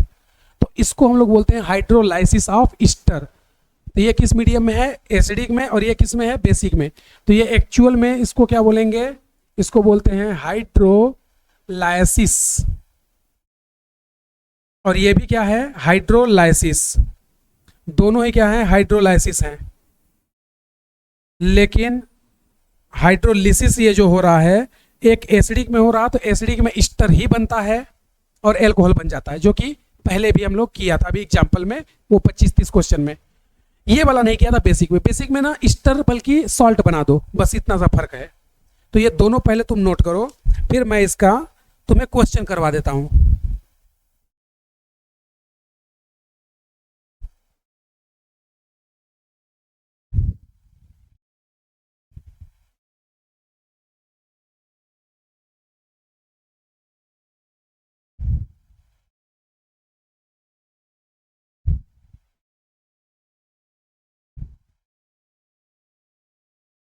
अच्छा, ये रिएक्शन रिवर्सिबल हो गया, इनरिवर्सिबल।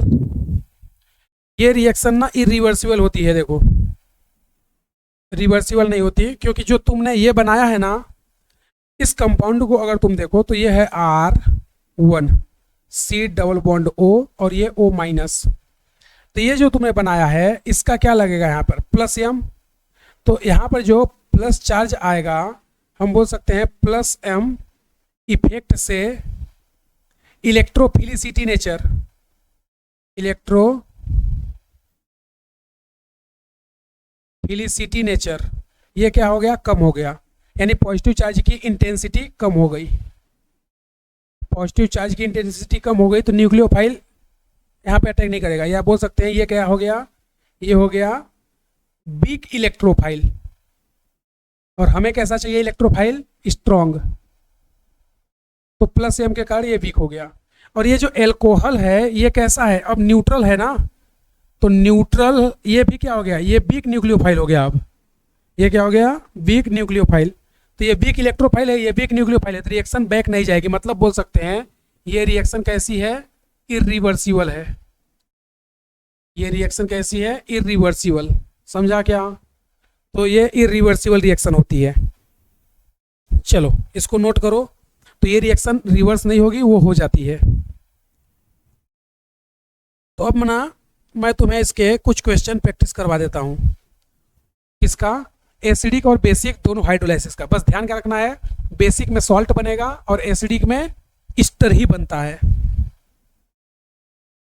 तो ये पहले नोट करो, फिर उसके बाद मैं तुम्हें कुछ क्वेश्चंस की प्रैक्टिस करवाता हूं। और एक नेम रिएक्शन और है, दो नेम रिएक्शन, एक तो है गैब्रियल और एक है HBZ। फिर उसके बाद ये खत्म हो जाएगा। तो मतलब 15-20 मिनट का और बचा है टॉपिक। चलो किया क्या, आ जाओ। अब मैं तुम्हें यहाँ पर पहले क्वेश्चन करवा देता हूं।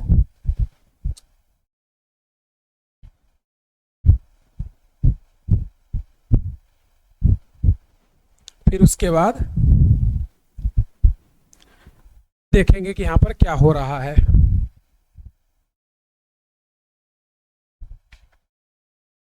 तो देखना यहाँ पर क्वेश्चन,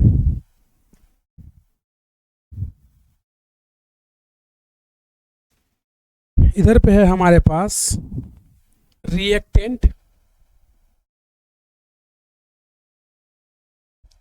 इधर पे है बेसिक हाइड्रोलाइसिस, बेसिक हाइड्रोलिसिस। यानी कि ये जो हाइड्रोलिसिस के होगा कि ये कैसा होगा, एल्केलाइन में, एल्केलाइन मीडियम।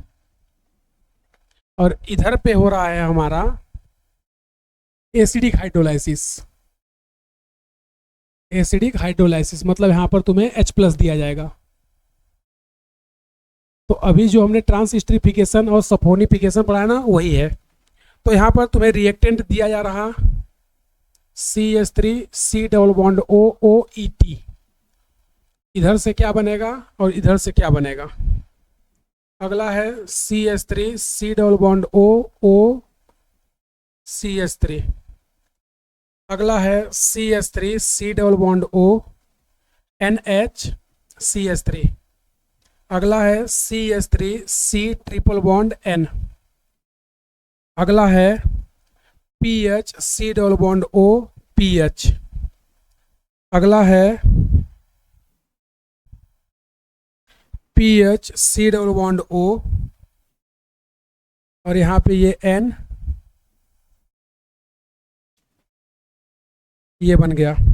अगला जो है तुम्हारे पास वो ये है,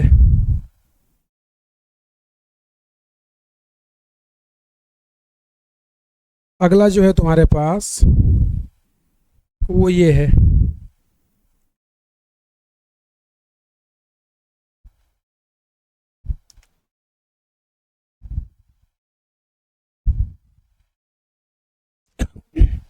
तुम्हें बताना है क्या प्रोडक्ट बनेगा एसिडिक और बेसिक से।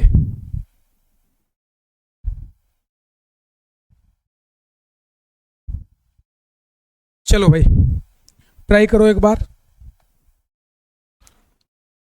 एसिडिक और बेसिक हाइड्रोलाइसिस से क्या क्या प्रोडक्ट बन रहा, देन उसके बाद ये हो जाएगा तुम्हारा खत्म। फिर उसके बाद मैं तुम्हें ये जो है ना इसका मैकेनिज्म बता दूंगा। कि कैसे होता है हाइड्रोलाइसिस। एक्चुअल में उसका हाइड्रोलाइसिस होने से एक तो एसिड बनता है, दूसरा अमोनिया।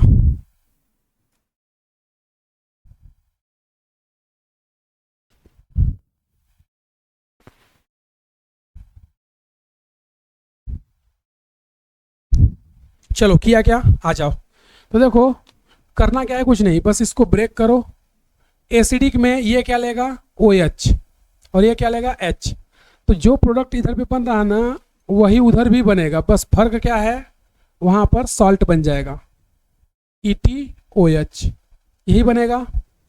इधर पे ना ये सॉल्ट बना दो इसका, यानी एसिड जो है इसका ये सॉल्ट बन जाएगा, और ये क्या बना लेगा, EtOH, ये बन जाएगा।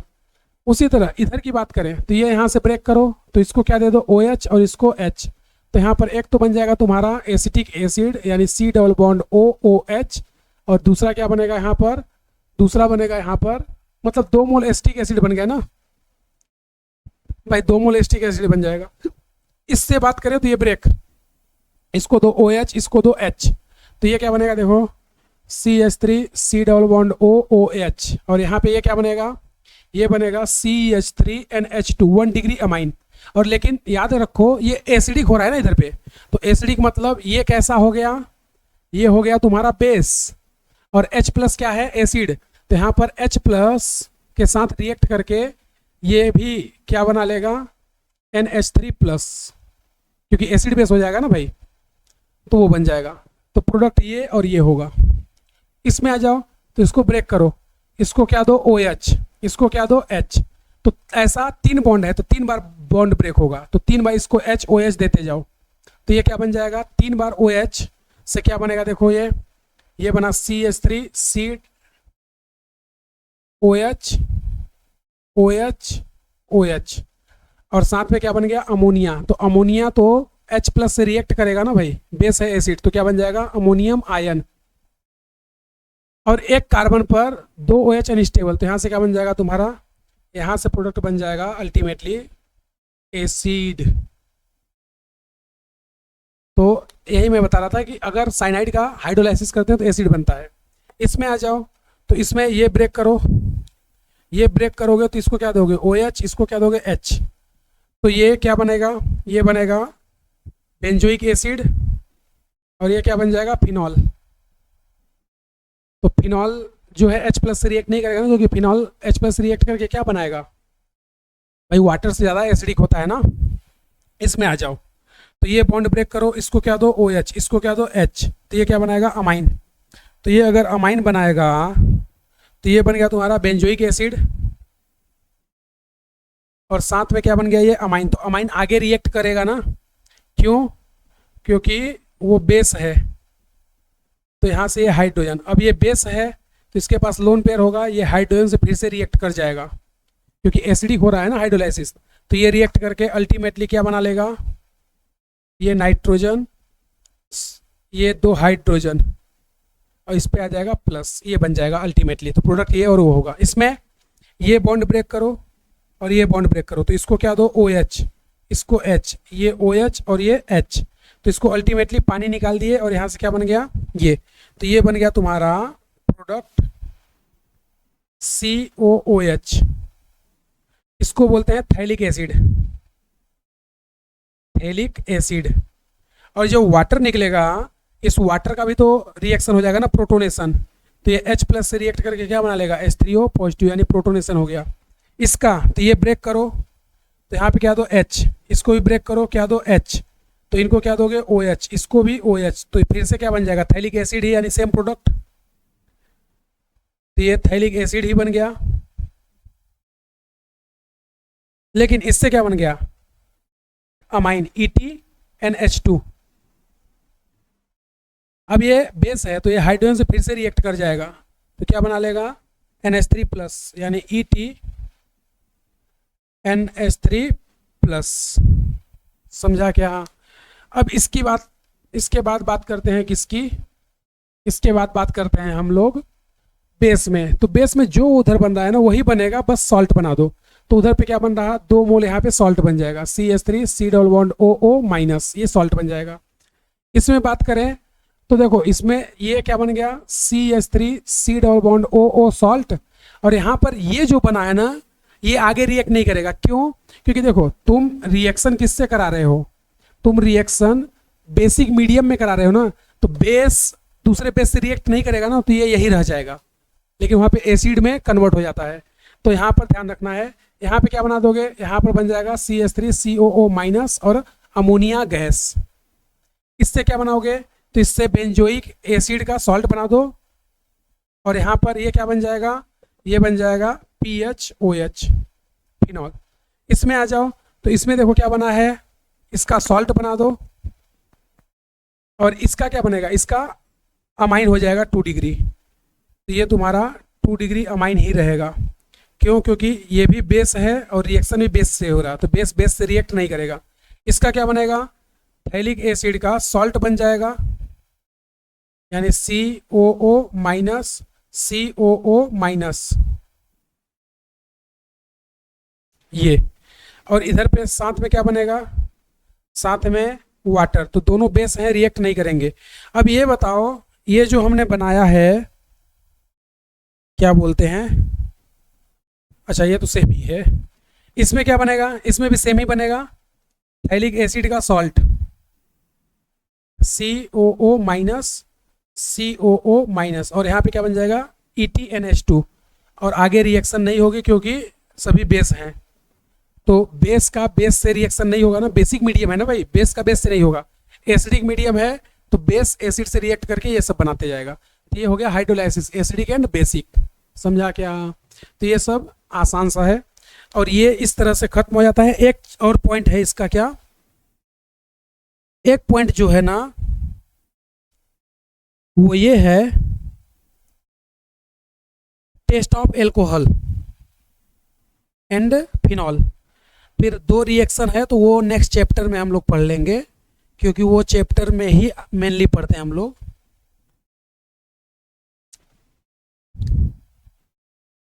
तो अगला है अपने पास टेस्ट ऑफ एल्कोहल, फिर उसके बाद आएगा टेस्ट ऑफ फिनॉल। तो 5-6 टेस्ट हैं टोटल, बहुत छोटे छोटे हैं, तो तुम्हें याद रखना है क्योंकि क्वेश्चन ऐसा पूछता है तुमसे जनरली। तो इसे नोट किया क्या तुम लोगों ने? चलो आ जाओ, अब हम लोग लास्ट टॉपिक पढ़ रहे हैं, टेस्ट ऑफ एल्कोहल फिनॉल। तो टेस्ट ऑफ एल्कोहल पहले देखेंगे, फिर फिनॉल। फिनॉल का तो केवल एक ही टेस्ट है अपने पास अभी, फिर आगे देखेंगे। तो test of alcohol and phenol, और ये एल्कोहल आज से खत्म। फिनॉल मैंने ऑलरेडी एक लेक्चर पढ़ाया है, और एक ही लेक्चर का ही है फिनॉल, ध्यान रखना। फिनॉल में और कोई लेक्चर नहीं है, फिनॉल एक ही लेक्चर का है, तो तुम्हें ज़्यादा परेशान होने की ज़रूरत नहीं है। ये चैप्टर भी खत्म हो गया। नेक्स्ट जो अपना चल रहा है continue aldehyde ketone carboxylic acid, वो चलता रहेगा। तो अगली हेडिंग है अपनी टेस्ट ऑफ एल्कोहल। तो टेस्ट ऑफ एल्कोहल में पहला होता है एक्टिव मेटल से रिएक्शन।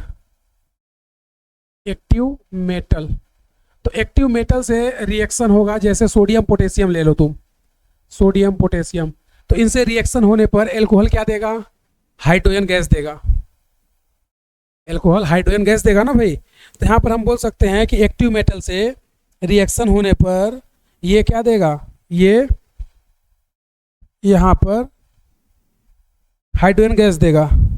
तो यहाँ पर एग्जाम्पल ले लेते हैं, जैसे हमें दिया है ROH, इसकी रिएक्शन एक्टिव मेटल सोडियम या पोटेशियम या एल्यूमिनियम से कराओ, तो तुम्हें क्या मिलेगा, RONA, और साथ में हाफ मोल क्या मिल जाएगी, हाइड्रोजन गैस।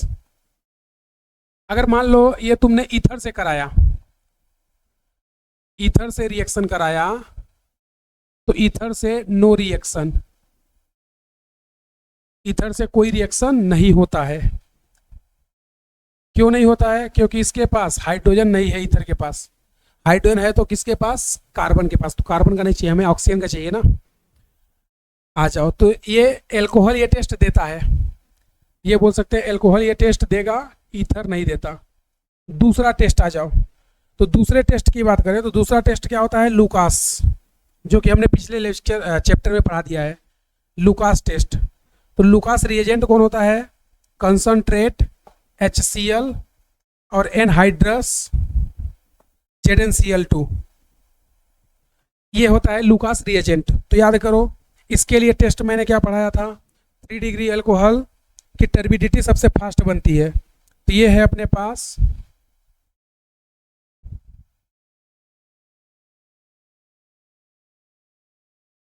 ये क्या है 1 डिग्री एल्कोहल,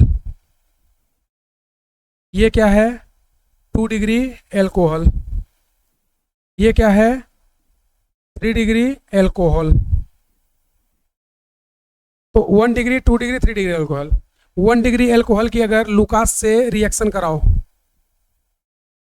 2 डिग्री की लुकास से रिएक्शन कराओ और 3 डिग्री की लुकास से रिएक्शन कराओ, तो क्या होता है बताओ? अरे बोलो भाई।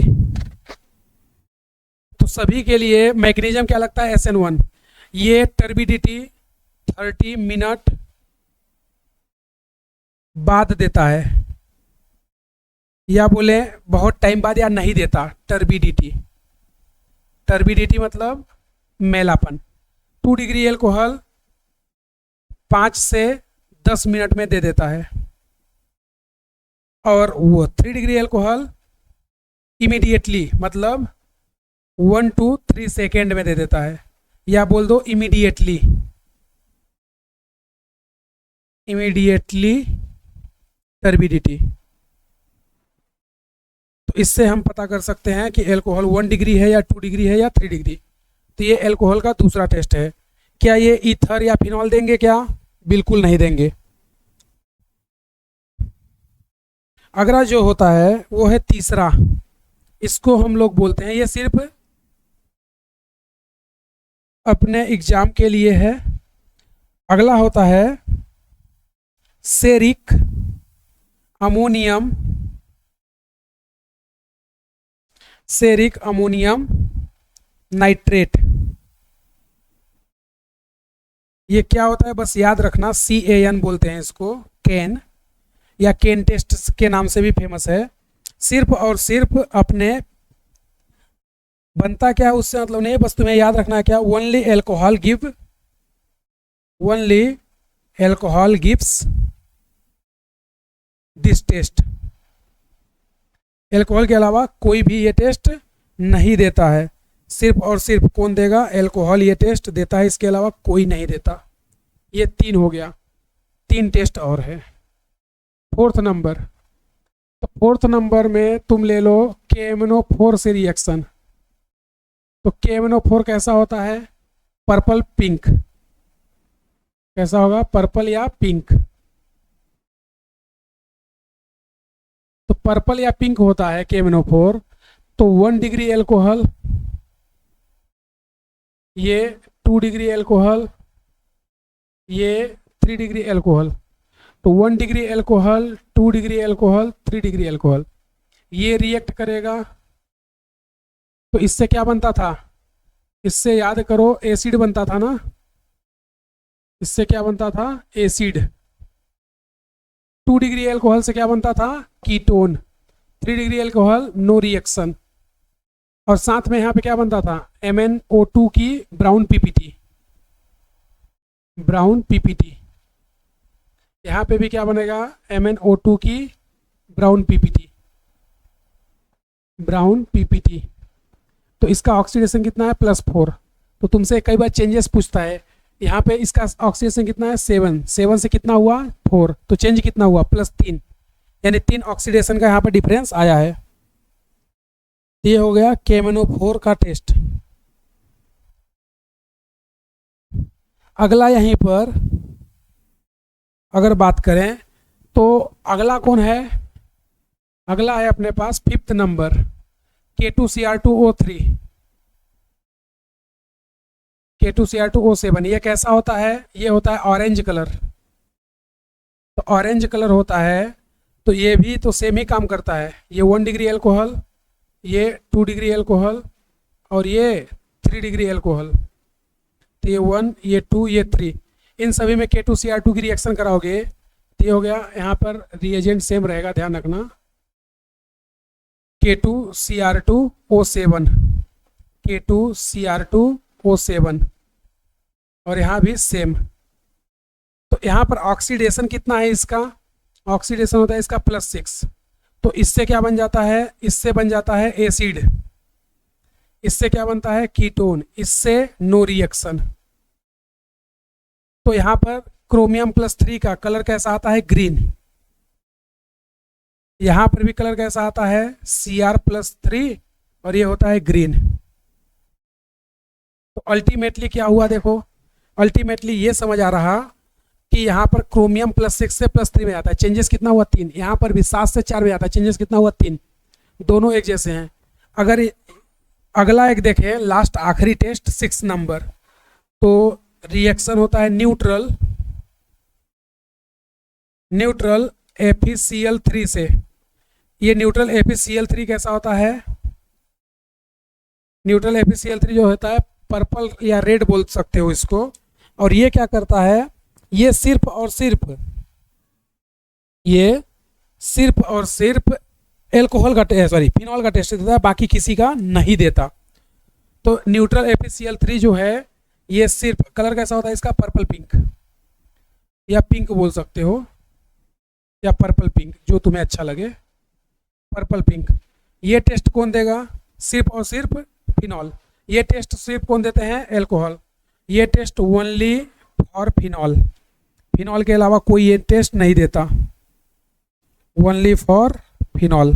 तो होता क्या है, जब फिनॉल की रिएक्शन तुम किससे करवाते हो, FeCl3 से, तो यहाँ से रिएक्ट करके ये क्या बना देता है PHO FeCl3 का होल थ्राइस। तो यहाँ पर ये जो कलर बनता है ना, ये बनता है वायलेट कलर। तो यहाँ से पता चल जाता है कि उसमें फिनॉल है। तो ये टेस्ट सिर्फ और सिर्फ फिनॉल देता है, इसके अलावा कोई भी ये टेस्ट नहीं देता, ना तो एल्कोहल देगा ना ही कोई और। तो ध्यान रखना, ये टेस्ट सिर्फ फिनॉल देता है और ये चैप्टर तुम्हारा खत्म हो जाता है।